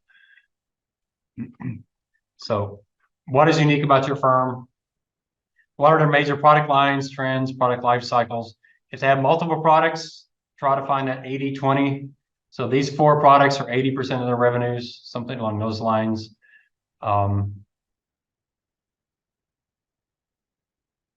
Trends in those products, are there certain things selling more than others? Think about the product life cycle. With the Costco, there's really not a product life cycle because it's a firm, but what they're selling within the firm that might be changing. Are they doing more produce? Are they doing, you know, the last time I went to Costco, the first thing you see was a flat screen TV. Well, that's unusual for Costco. Are their flat screen TVs cheaper than Walmart's? Probably so. But that's not the first thing you think of when you go into Costco, but obviously it's right there in the front. So they're probably trying to do that. Competitive position, this one you got to spend some time on. This is really helpful to think market share today versus 5 years ago. It's really helpful in paper too. Is this a firm that's gaining market share, or is it losing market share, or holding market share? Which is Chipotle, it gets a little tough because of so many franchises. I don't think Chipotle franchises, do they? They're company owned. So you got to make sure if you compare them to McDonald's that you're looking at McDonald's revenues for the McDonald's stores, not the royalties that the franchise get. So Statista probably does have a market share chart for fast food, but can you go back 5 years and see? Has Chipotle, I would guess Chipotle's probably picked up market share. One way you pick up market share with a restaurant is you add more restaurants. So how many restaurants did they have 5 years ago versus today versus McDonald's versus Chick-fil-A versus the others? I don't know if you can get Chick-fil-A stores, but that'd be good. So Chipotle has added 20% more stores, where Walmart's only added 11% more. That's the kind of thing you're trying to figure out. So Statista is a good product there. Now, I know Jabari mentioned Statista, but I also think, I also think there's multiple versions of Statista. So it says spam risk. And how do you get it not to go away? There's no decline button on my phone, so I don't know how to do that. But it was a spam. I should have answered it in front of the class, so y'all could have made fun of them. All right, I lost my train of thought. What was I thinking? Where was it? Statista, yeah. So he probably has a version of Statista that's much more expensive than what we have. So there's probably multiple versions. So I don't know what kind of data is available there for your different companies, but I would definitely look there. Important strategic alliances, joint ventures. Some companies, when they move into other countries, they tend to do it as a joint venture and alliance rather than actually having a live store there.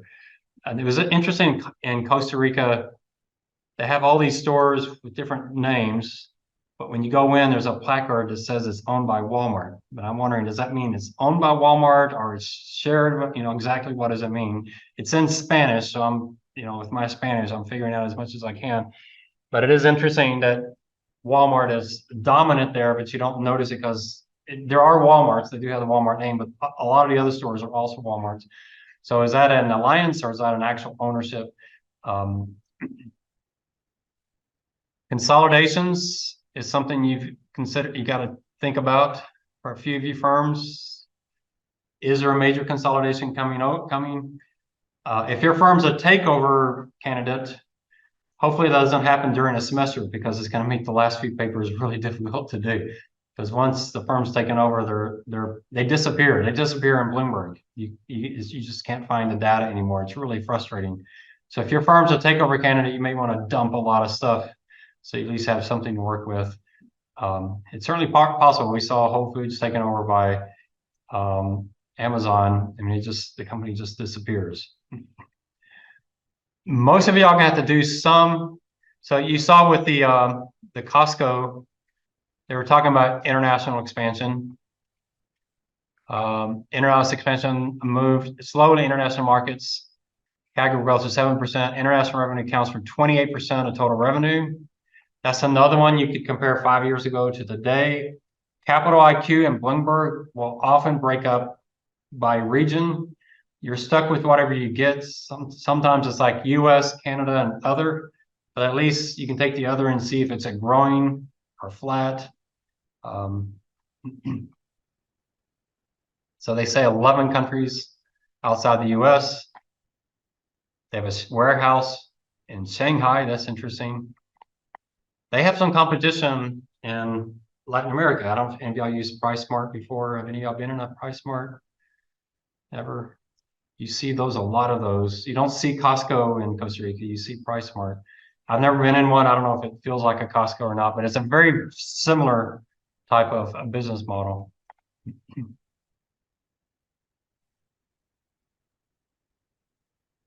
So who are the competitors? What are their strengths? So this is where you're going to get into that economic moat. So somewhere in your paper, ask the question, does this firm have an economic moat? What advantage do they have that competition? Remember, an economic moat gives them a higher margin. It's sustainable, so the competition can't copy it. And it should be sustainable. It doesn't mean it's sustainable for infinity, but it has to be sustainable for quite some time. What does your company have? What does the company have that separates it from the competitors? One question. Is things like patent driven? You know, something like it's one of them? Well, on a pharmaceutical, you try to find those major products. You try to figure what area they strong in and what's the demographics of that. It's very similar to paper one. So do they have one product that really dominates the others, and what's the patent on that? You know, pharmaceuticals are difficult. Patents are obviously an economic moat for pharmaceuticals, but you have to talk. So what a lot of students do is they'll take the major products, talk about when the patent comes off, and then where's their major area of research? Where's the next big product going to come from? Yeah, you picked a tough company, especially when you get to the forecasting side. It's really tough to forecast a pharmaceutical. But that's an economic moat, and they're big, they're well known, they have scientists, you know, people working for them, there's an expertise that they've acquired, all of that you want to talk about. Their competitors have that as well, but it tends to be a kind of an oligopoly, just a few really major competitors. Labor issues, I've seen a few firms are going through strikes right now. Obviously, whoever's doing Netflix, who's our Netflix person? You're in here, but you know, obviously you're gonna have to talk about that. Oh, I'm sorry. Yeah, you're gonna have to talk about that strike. I don't have much choice on that. That's gonna be a major issue, and how's it impacting them. If you have a union, you're gonna talk about the union. When is a union contract coming up again? What are negotiations like? A lot of times, if you like doing UPS and FedEx, what the union does to FedEx is going to end up impacting UPS in a very similar way. So you just got to kind of take a look at some of the history of labor issues and what's going on there. Are there any legal or liability issues? There's,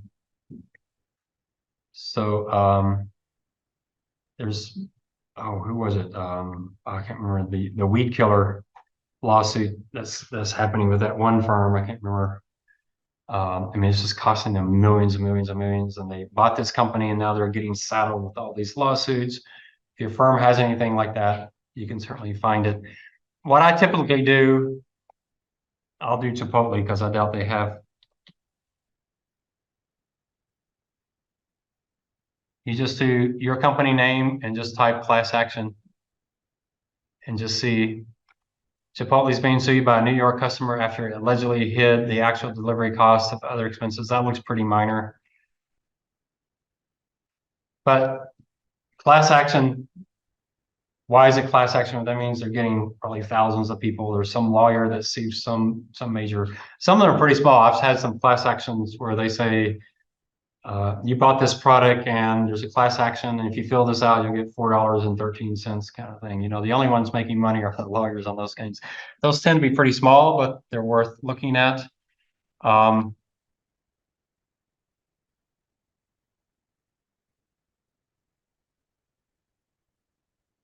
You might look for a patent infringement. So obviously Apple and Samsung keep suing each other constantly. So put your company in there.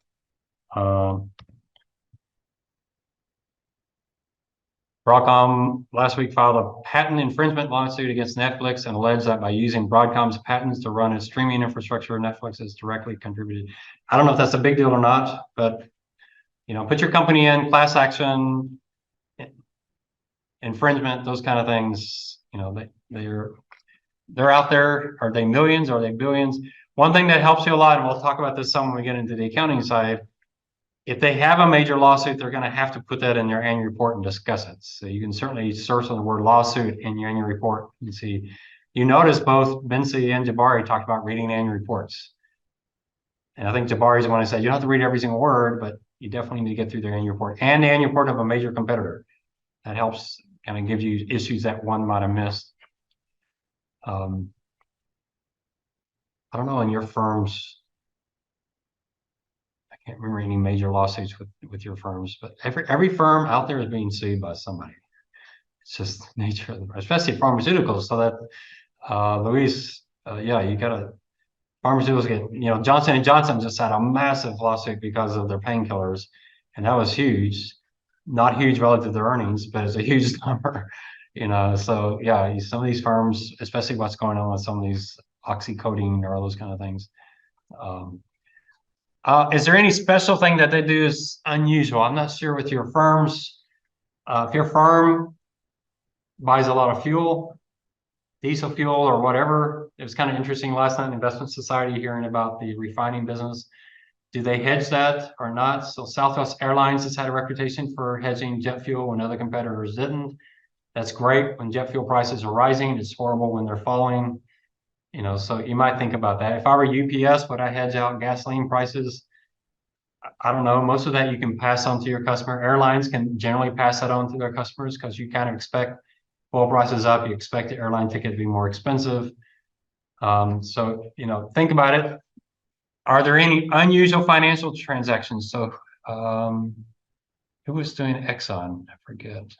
Oh, is that someone here in the front is doing Exxon?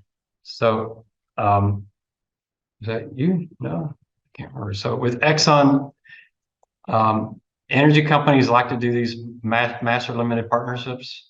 They're so complicated, so confusing, and they can be quite material. So you have to somewhat figure that out and see what they're doing. You have to think, I talked about mergers. I should have mentioned on mergers, spinoffs. I just saw that Disney spinning off, was it ABC? So that's, thinking about it, yeah. So that's well, Disney's struggling, so it makes sense for them to spin some things off. I was thinking ESPN would be the one they get rid of, but it'd be interesting to see what they do. So spinoffs, that can be important. Valero spun off corner stores, and their CFO came here to talk about it. And well, I shouldn't put this on the video, but I didn't buy his. It didn't make sense to me at all what he was saying. But he was probably not giving us the full information. But yeah, they spun off and then Cornerstones got bought by, I forget the next one. So spinoffs can be important. So think about this. You can go to the Bloomberg machine and just type MA and put your company in, and you can get a really good history of all your company's major mergers and acquisitions. It's a really good site. It'll tell you the kind that it was. So it's really pretty impressive. If you do the GP function, which is grab price, and you have it to put in key historical events, you can have it highlight mergers and acquisitions, and you can see how the stock reacted. So it'll actually put on the graph when a merger happened, and you can see if the stock price went up or down. And if there's one that's happened the last couple of years, you don't want to write paper 2 and a major merger acquisitions happened in the last couple of years and you don't talk about it. So you got to catch those things. They're pretty important to get, or major spinoff. And the M&A will have all of those. So you'll get a lot of really good information. Right, so there's the overview of the company. Be careful using too many marquees and those kind. You don't want to make it look like an advertisement for the company. So be unbiased here. Don't say they're the best at if you don't have some kind of data on that. YouTube again is a good source. I found a lot of things on YouTube, just typing in. So name one of your companies. I can't really, well, let's try Netflix. Do you just type your company, Netflix CEO? Is that the CEO? I don't know which one is. Wow, he's aged between these two, these two. Where does Netflix go from here? That sounds like a really good one to look at, right? That is a big part of it is what does the CEO think their company is? So Netflix has done a great job. I think it's amazing to me that Netflix is called Netflix because they started off as a mail company. They mailed CDs and DVDs to people, and yet they had the word net in their title. He knew when he started the company they were going to be on the internet, even when they weren't even thinking internet. So that's the kind of vision that they had. That's pretty amazing. So you want to do some of these videos, you can watch them while you're exercising or driving, or you can't watch them while you're driving. Listening to them, you don't need to look at them anyway. So just listen to them. What you're trying to do is get a real sense of what this company is all about. And if you think the company is A and the CEO saying it's B, you may disagree with the CEO, but if the CEO has a different vision of the firm than you do, you're gonna have to figure out what the CEO is saying. UPS has the new CEO. Let's see if we can find her on here. There's one right there. UPS talks Q1. That's not going to help too much. Q1 results, recent earnings. Do you want?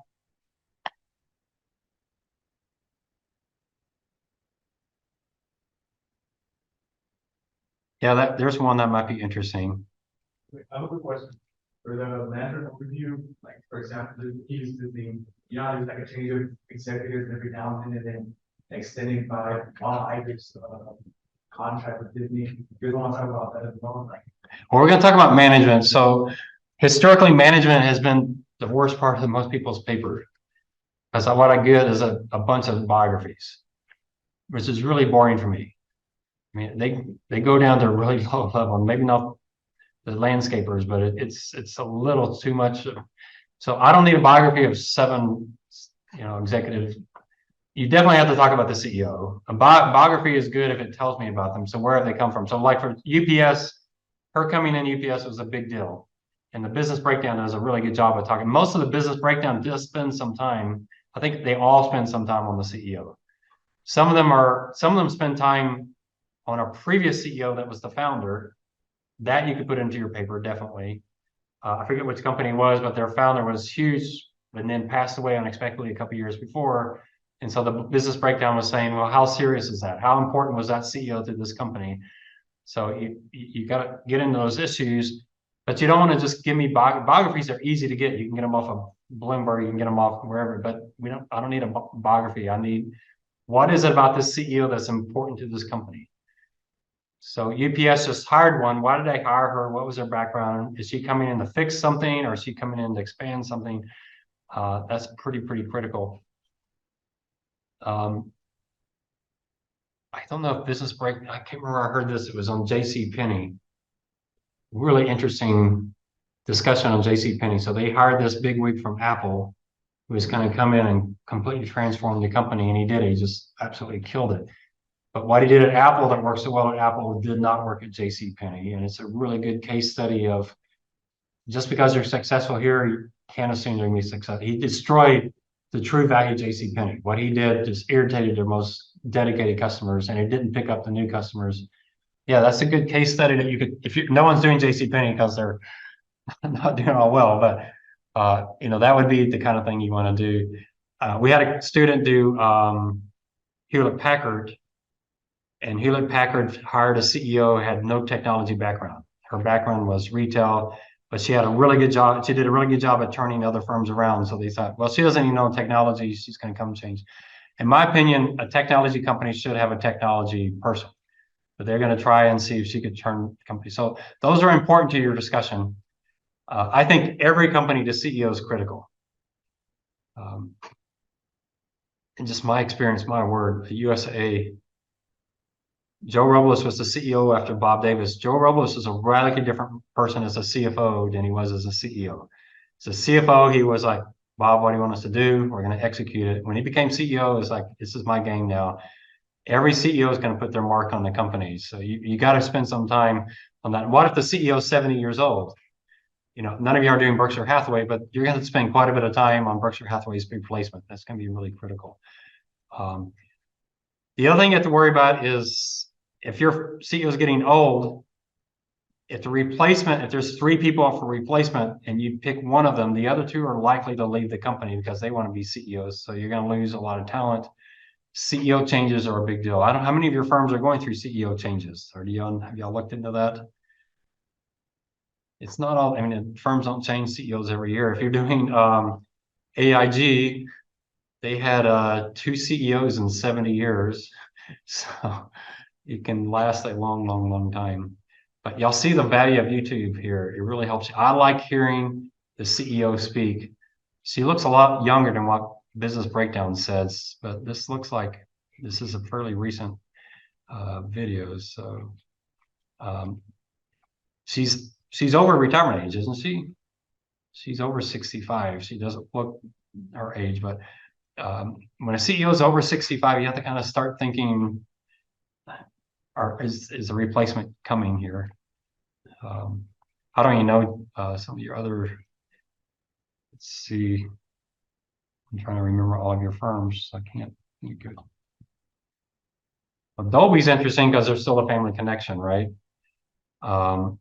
There's Ray Dolby right there. So I don't know if that's, what does they say his when did he die? 2013, just 10 years ago. So the CEO, you are going to have a whole section on management. There's where YouTube can help you. Business Breakdown, I think, is exceptional. I did find how to do the Business Breakdown transcript. If you haven't seen that, you do have to register with Colossus, but I got a pretty good one. Someone said they found it on Apple. I don't know if it's a good translation. The parts I read didn't look like I had a lot of typos. So it looked pretty good. So when they're talking about the CEOs, really listen, they're talking about the CEOs the way you want to talk about it in your paper. They have the right focus. How important is this purchase? The strategy, you know, right now, obviously with Meta, you're gonna have to handle, you know, you got a founder CEO who had a strong view on artificial intelligence and virtual reality and those kind of things. And was he taking the company in the wrong direction? Now he's pulling back. You know, you're going to have to talk because he's going to dominate that firm. With Disney, I don't think anyone's doing Disney here. I can't remember. But Disney, you have the CEO coming back, upset with the direction we're taking. You're going to have to talk about those kind of things. That's far more important to me than that they're a Stanford MBA. I actually don't care that they're a Stanford. In fact, to me, it's a negative that they're a Stanford MBA. I don't care about those kind of things. I'm more interested in where have they been? What's their experience? What are they doing to the company? What vision are they expressing? And you can see with Costco's CEO, he explains his company very clearly, and he has no qualms about saying that. I was listening to Bristol Myers CEO. Which is kind of interesting, Louise, to your case. Bristol Myers CEO, he came up in the ranks as a scientist. He developed pharmaceuticals. That's an interesting CEO over a pharmaceutical. That kind of makes sense, right? You want a CEO that's technically experienced. And with pharmaceutical, I prefer to have a scientist as a CEO than a Harvard MBA. Because a Harvard MBA is going to have a tough time learning the science. A scientist will learn the finance pretty quickly. So I prefer to have that. If I'm doing Walmart or Costco, I don't know if I need to have a retail expert. I think Harvard MBA could probably do pretty well in a firm like that. It's a pretty easy business to learn. So, all right. You are going to do a SWOT analysis. If you use MarketLine, they do a SWOT analysis on companies. You got to do your own. What most students do, and I'll show you some examples, is they start with a summary table and then a detailed discussion of each one of the things in the summary table. Others start with a detailed discussion and end up with a summary table. And I think I mentioned before, for paper 1, The SWOT analysis on your company can give you ideas for paper one, because often the strengths and weaknesses are company specific, but the opportunities and threats tend to be industry wide. So if you're looking for more ideas for your industry, the opportunities and threats on the SWOT may give you some ideas. Most opportunities and threats for companies affect almost every company in the industry. So what strengths do they have? That's where your economic moats come in. What weaknesses they have, opportunities, threats are going to be very unique. And this is where I really think value chain management is really, really key. You could probably find a YouTube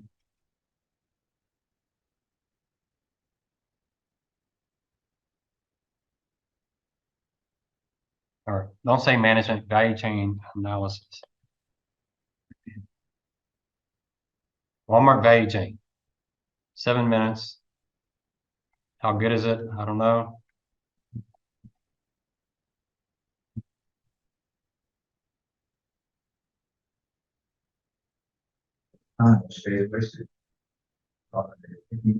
That looks pretty decent.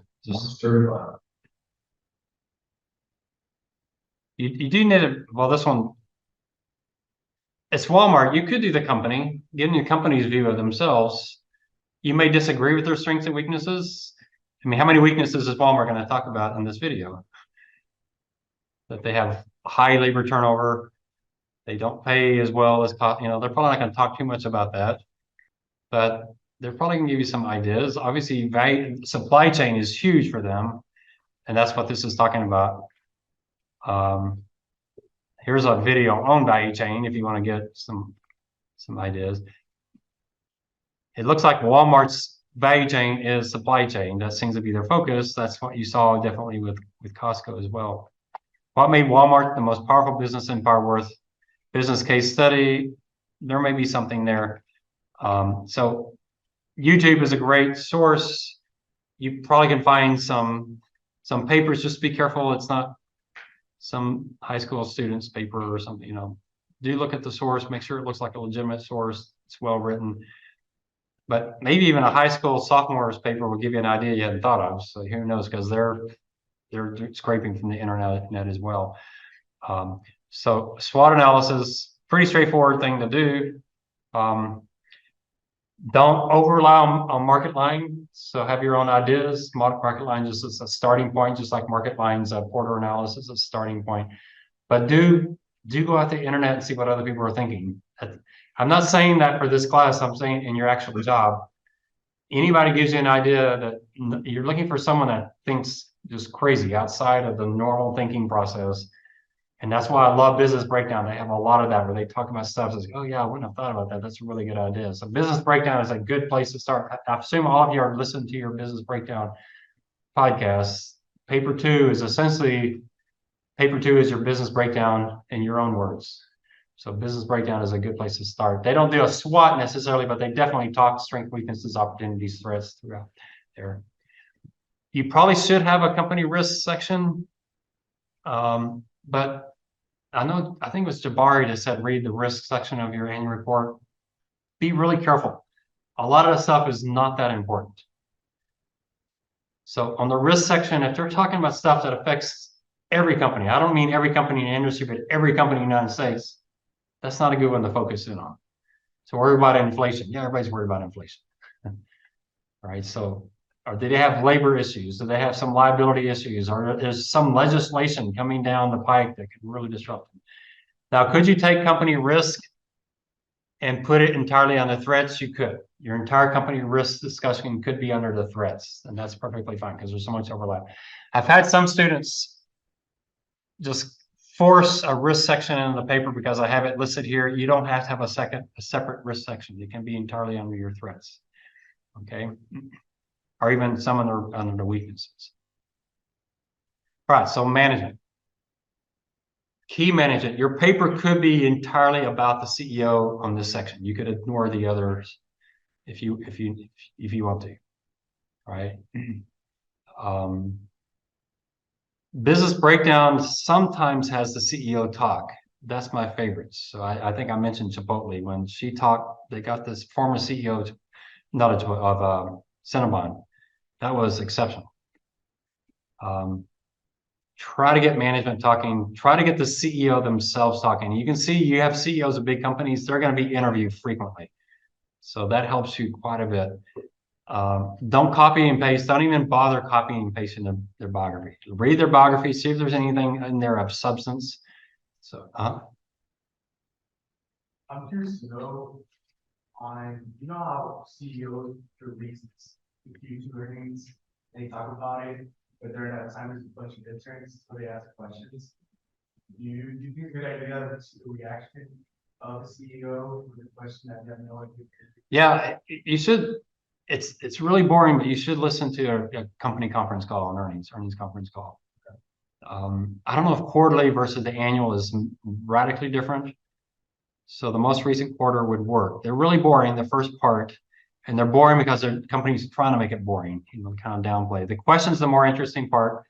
You can get transcripts. That's where the transcripts, they usually use computers to do that. So there's a lot of typos. So some places won't even make any sense. But the nice thing about the call is you hear the CEO talking themselves. So obviously, if you're doing Tesla, that's a really interesting one because he might actually insult the people on the phone and tell the sell side how stupid they are. You don't understand my company. He's pretty unique and just speaking his mind, but others, Zuckerberg, he's under a lot of pressure. Disney's new CEO. It'd be interesting, with Zuckerberg, with the stock falling so much and now coming back up, but when it was at its bottom, hearing that earnings call, because he's going to be kind of trying to assure them we got it fixed. Those would be really interesting calls to have. And it's frustrating to me because analyst questions to me sometimes are really bad questions. It's just too specific, but there would generally be a really good question. You're kind of interesting. What are the analysts asking? A lot of times it's not the CEO that answers those questions. It's the CFO or somebody else.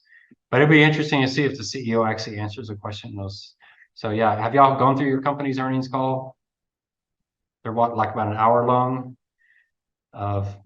And an hour long and 45 minutes is pretty boring, but 15 minutes is pretty interesting, and you hear the insight. It's good to do. You want to listen to an earnings call before you interview for jobs anyway, just so you can say you've done it.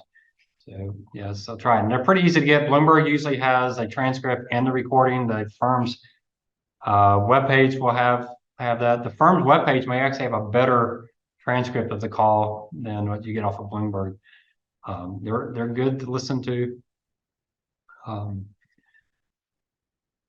So here's the hardest part. This is why I think YouTube's so important.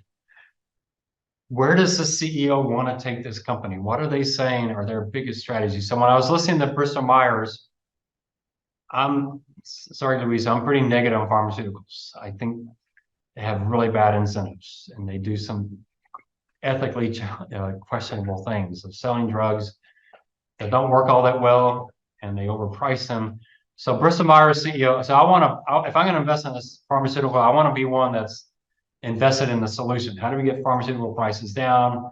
How do we use AI to better pinpoint them? So, a good example is some of the drugs for mental illness. There's these drugs that work really well for like 20% of people that take them and are not effective at all the other 80%. Well, that's an incredible waste of insurance money and Medicare. Can AI better pinpoint who the 20% are so that we just go to that group? What the Bristol Myers was saying is, while what we're finding is when you combine our drug with 2 drugs from this other company, it's effective for 5%. That's not a good solution. Now you're going to pay for 3 drugs instead of 1, and it's only going to help 5%. And he's pushing that because that's a lot of new revenue for Bristol Myers. Boy, that's a lot of expense for Medicare. I don't like a company that's like, we make a lot of money by doing more horrible things. I don't like to. I'm hearing his kind of taking advantage of what pharmaceuticals do best, which is overcharge. But he had an interview for probably, I think it was an hour-long interview. It was really quite helpful.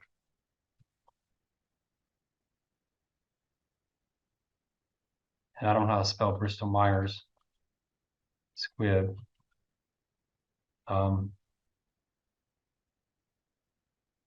It was a very lengthy.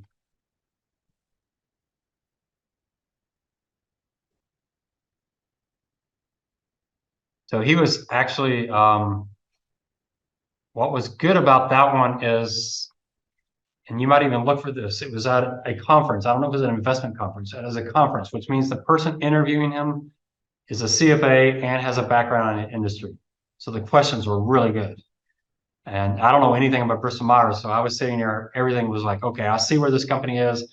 He was talking about which drugs were selling the best, where the best growth was. It was perfect. So you can find something like that with Eli Lilly, that would be great. I don't see that here. Some of these look pretty, usually like the CNBC, you know, these kind of, they're okay, but they're not the greatest. But I'm not seeing that one. So he was on a stage in a chair being interviewed. It was like 45 minutes. That's like gold. It's like you can't get much better than that. So I can't find it now. And sometimes it's pretty telling, like the CFA. And then y'all told me you're interested in the CFA Research Challenge. I'm going to have to keep pushing that. We need a team. We only have one person so far.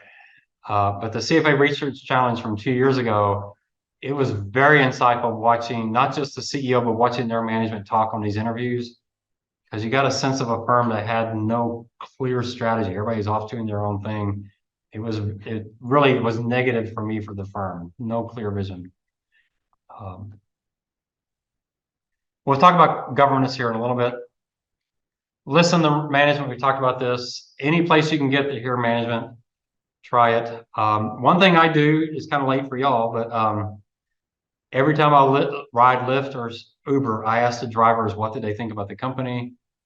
Which do you like? Almost all of my Lyft drivers also drive for Uber. Which company do you like better? What did they do when oil prices rose? How much of a stipend do they give you? And these drivers, I don't know why, but they will badmouth Lyft and Uber left and right. And I was like, don't you work for them? I could be like a plant trying to figure out which drivers are we going to fire. But no, they're like, these companies are terrible. Now I did this with, we're looking at Darden. I was eating at a Darden restaurant and that was one of our stocks. And so I asked the lady, I don't drink, but I was at the bar because the service is faster. So I asked her, what do you think about this company? She was organizing a union against the company because she hated them. And I was like sitting there taking notes. I was like, this is really very interesting. So you never know. Most workers are going to be, you know, very positive, but there are some workers that are just hate their companies. You can go out on Starbucks. There's YouTube videos of Starbucks workers talking about how horrible their lives are. And they're just out there making these videos. And it's like, my word. So those are the kind of insights that you're looking for. If you had a firm doing franchises, you should see the videos. Subway franchise. And you can just do why I hate. And they're going to come up with their Subway, why they're hated. 5 reasons not to buy a Subway franchise. Why Subway is dying. You can get the positive and negative in your firm pretty quickly. It's amazing. There's stuff that's out there. So that's what you're looking for. But your biggest focus in management is the CEO and it's their vision of the firm. How old are they if they're coming to the end? How old is Disney's CEO? He's got to be 70 something, right? You know, Starbucks, he keeps leaving and coming back, running for president, not running for president. You know, it's kind of, these are interesting people. JP Morgan, obviously Diamond. If Diamond leaves, is their stock price going to tank, or does he have an obvious? And these CEOs will normally, if they're coming to the end, they're going to make it obvious who the replacement's going to be. They're going to make that transition as smooth as possible. You need to write about that real clearly. Who is, if that's an issue, who is the replacement? All right, so I'm hoping this will be the first class where I don't get 6 biographies. So try your hardest not to tell me what university they graduated from, because I really don't care. Is there a CEO that the university is important? If you have a UTSA grad, yeah, you could put that in there, and that might be interesting. But otherwise, I'm not so sure. Huh? Is it okay to talk about the background? We'll be able to teach that direction. Well, if you got a founder CEO, that one's pretty interesting. you know, Zuckerberg with Stanford and all that. Yeah, that's interesting. You could put that in there. Obviously Steve Jobs. So founder CEOs, or you could talk about the founder CEO if they're not at the firm anymore. So what is their role? What are they doing now? How much influence do they have? It depends. If that background is influencing how they're managing today, then yeah, you would. If it's just gee whiz information about the person, I would leave it out. You remember, you don't want to have just fluff people reading just here. You know, it's got to get to that question of growth. How fast is this firm going to grow? And what is the vision of the CEO? So you want to limit that kind of stuff as much as you can. So this is one part of the paper where the student examples may not be that helpful because I can't think of one that was particularly good yet. I'm hoping this class will be the first one that's going to give me something pretty good in that area. Other questions on management?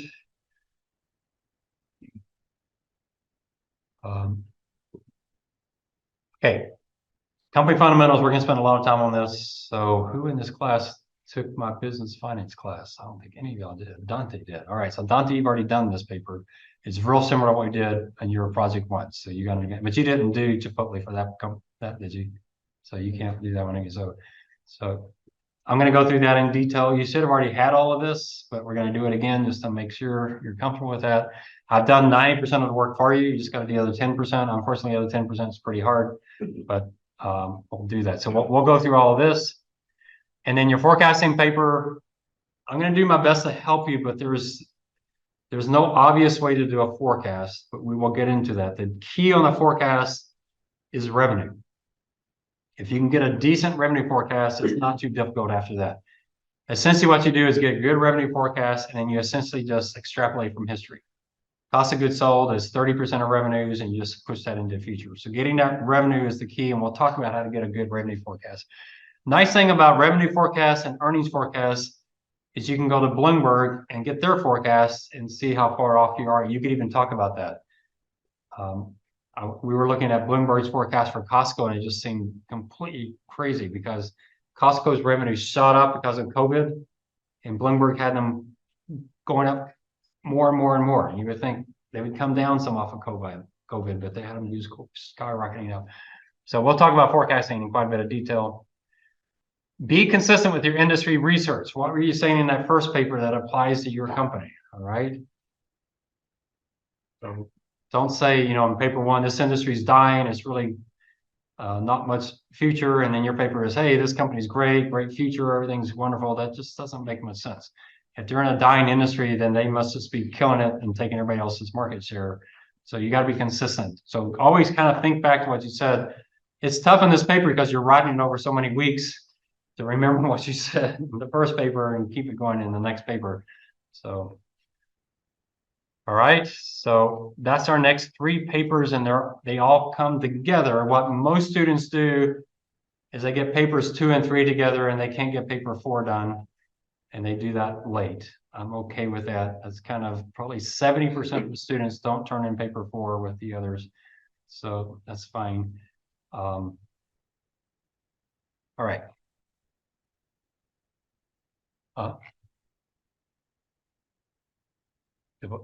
Dante, I called you Chipotle. Dante?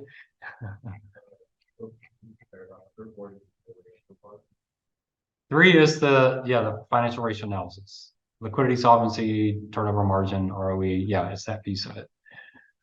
The difference was you did relative value in your paper. You don't do relative, because that's paper 7. So you just do the ratio analysis. Yeah. And I've already written it for Walmart. You used to go and edit it for your company. So really, I have done 90% of the work. But all right, let's talk a little bit about company governance. Well, really, this is just the governance part of ESG. So you really want to do ESG. So one thing I want to show you. So I'm not an ESG person. That didn't exist when I was an analyst. We didn't think about it. We didn't care about the ecology or anything. We don't, just make money. So now you got to think about, society and all this kind of stuff. You may not think it's that big of a deal, but you have to put it into your paper. Why? Because you're interviewing for firms. They want to see ESG in them. You may go to firm, and if you can go interview with BlackRock, you better have it in there, right? Because that's their big thing. Your firms do care about governance, all right? They may not care. I don't know what Exxon obviously cares about the ecology because they're getting beat up left and right. So you have to at least talk about it. The S part is the part where I think it's mainly lip service. I don't think there's that much to that. I mean, they're going to talk about diversity and those kind of things, but I don't think from Wall Street standpoint, they care as much about that as management will. But governance is very, very important. But if you go into Bloomberg and you type your company's ticker and F8 for equity and type FA for financial analysis, there is an ESG button that you can click on and you can export it to Excel, and this is what they give you. So you get an ESG score. You'll have to do some research on what the score means because I can't remember. Brandon taught a class last semester for the Investment Society. We got into it, but I can't remember what all it is. But you'll get an ESG score, and you can look at that over time, see if they're getting better, getting worse. They break it up by the different pieces. So here's the environmental.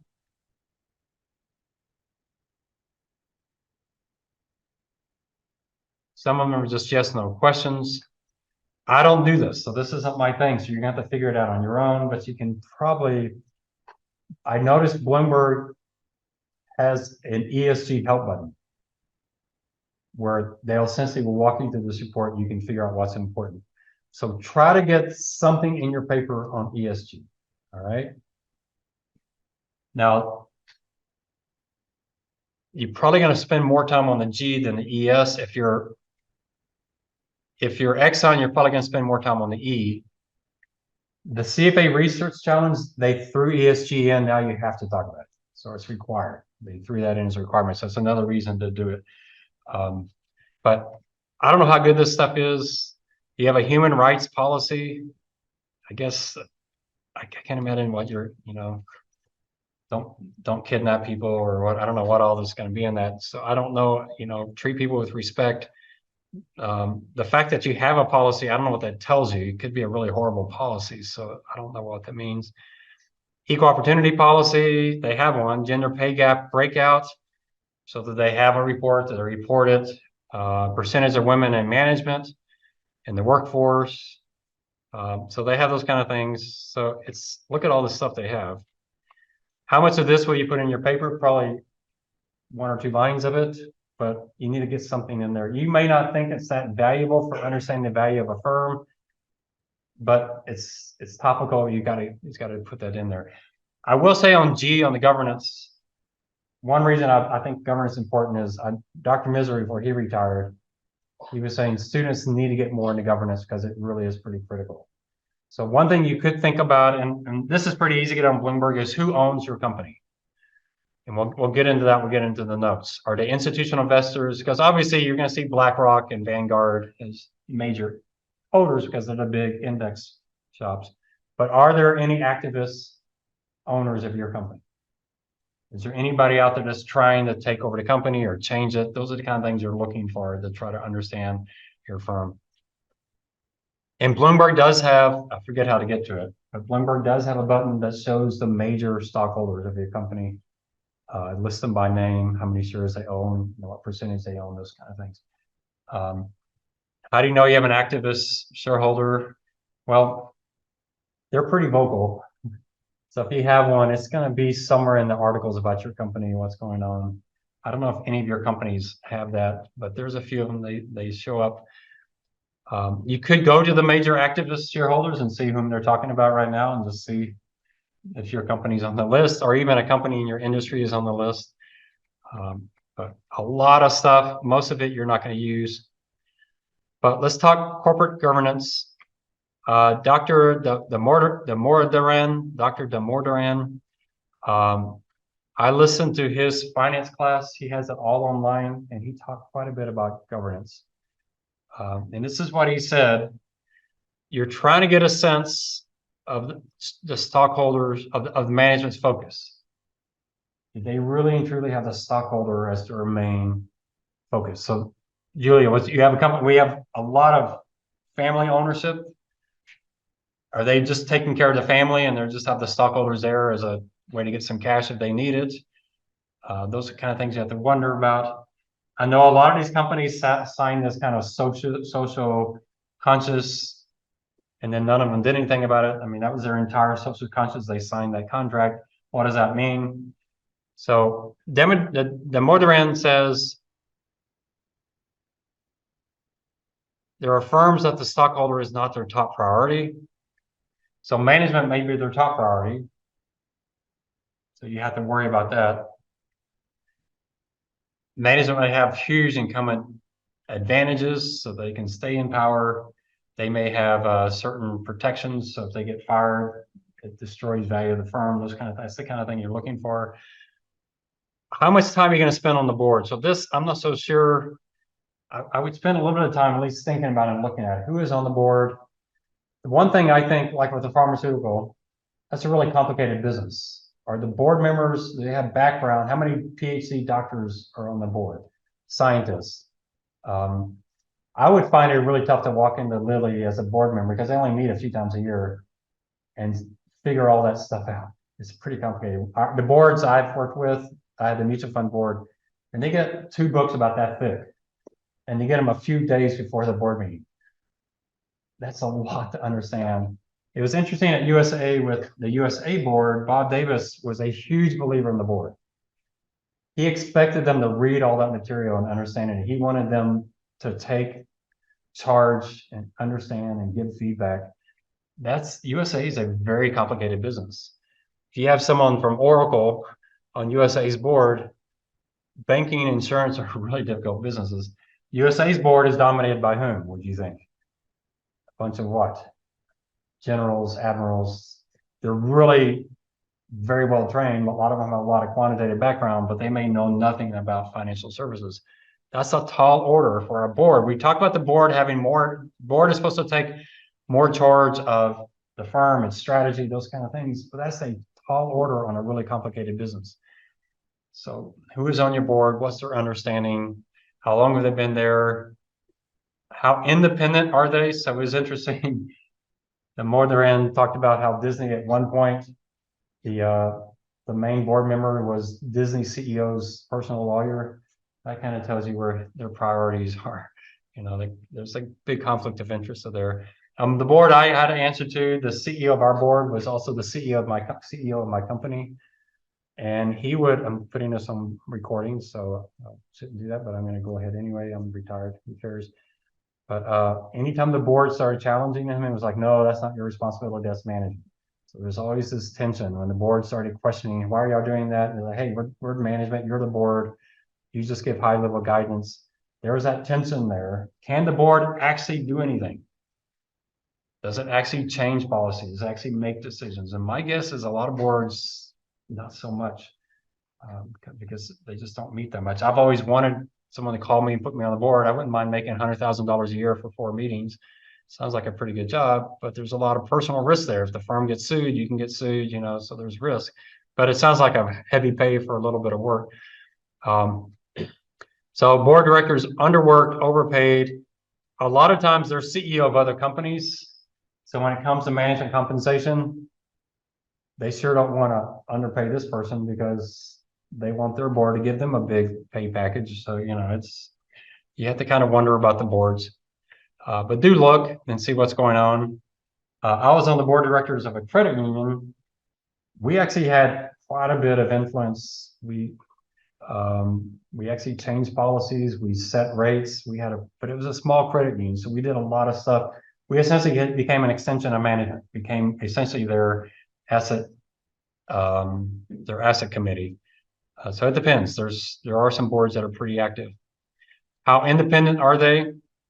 The CEO has a huge advantage, so the CEO is going to dominate the board, but does the board push back, ask questions? It's interesting, the firm that the CFA Research Challenge did, their board was pretty dominant, and their board was adamant that they do mergers and acquisitions. And yet, when you looked at mergers and acquisitions, it's hard to see that they were value adding. It looked like they're almost value destroying.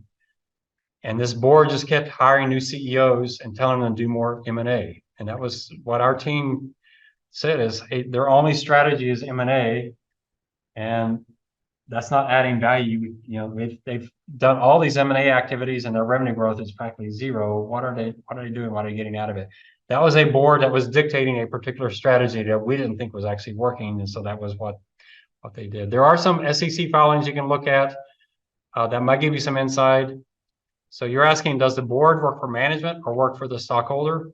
There's evidence of certain things that are in place that are protecting the CEO in case the board tries to get rid of them, and you don't want to see those kind of things in there.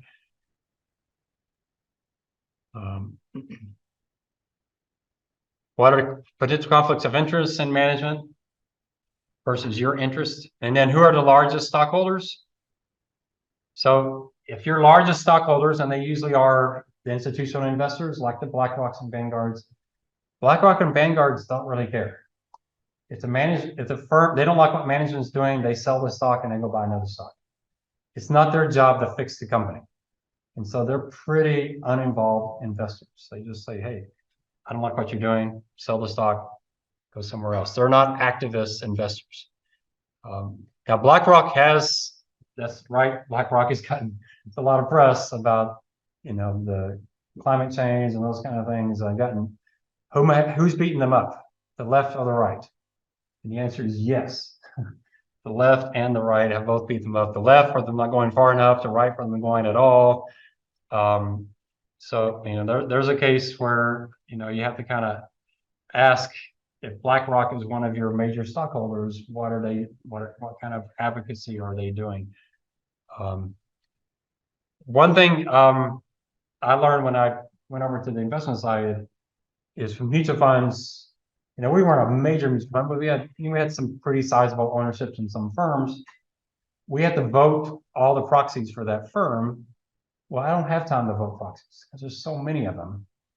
And so I don't know if y'all realize that, but firms like Victory Capital and this kind of firms, they outsource a lot of that. There's firms, so y'all know that there's firms that do nothing but vote proxies, and you pay them to vote your proxies. And you tell them, these are the proxies we want you to bring to us. You vote all the other ones. So I might see 1 or 2 proxies in a year. And in my department, we had Michael, he would review them. He decided if I needed to see one. So he even had the authority to say, no, we're just going to go with this.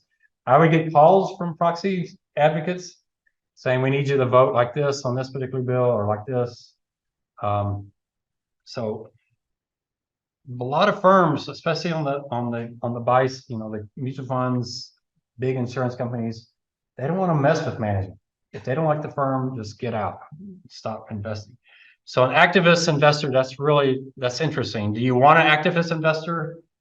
Is it distracting? Is it destroying value? Or do you not want an activist investor? Those kind of things to look for. So Bloomberg will provide that information, and that should be, you should have something in there. Who are the major power brokers? Who are the major stockholders? Do you have inside stockholders? That can be interesting. There was one firm, their entire investment philosophy was to watch the trades of the executive council. And if they saw a CFO selling shares in his or her firm that was not tax efficient, that's telling us something, because the CFO has a lot of inside information.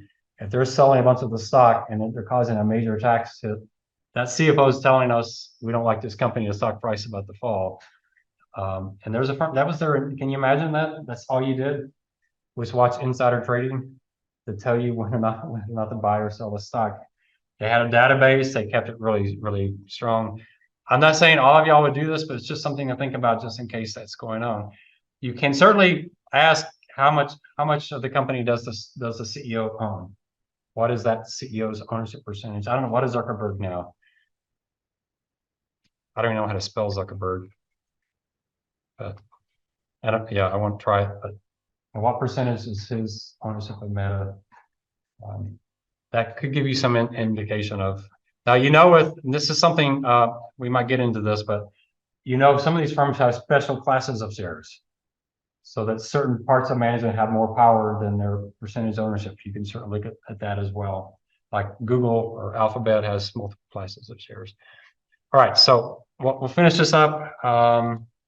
Any questions on anything? So this weekend, you're going to finish up paper 2. If anyone wants, or paper 1, excuse me, let's freak you out. If anyone wants to Zoom or call me or anything, just let me know and we can walk through it. If you have any volunteers to go through their paper 2, let me know.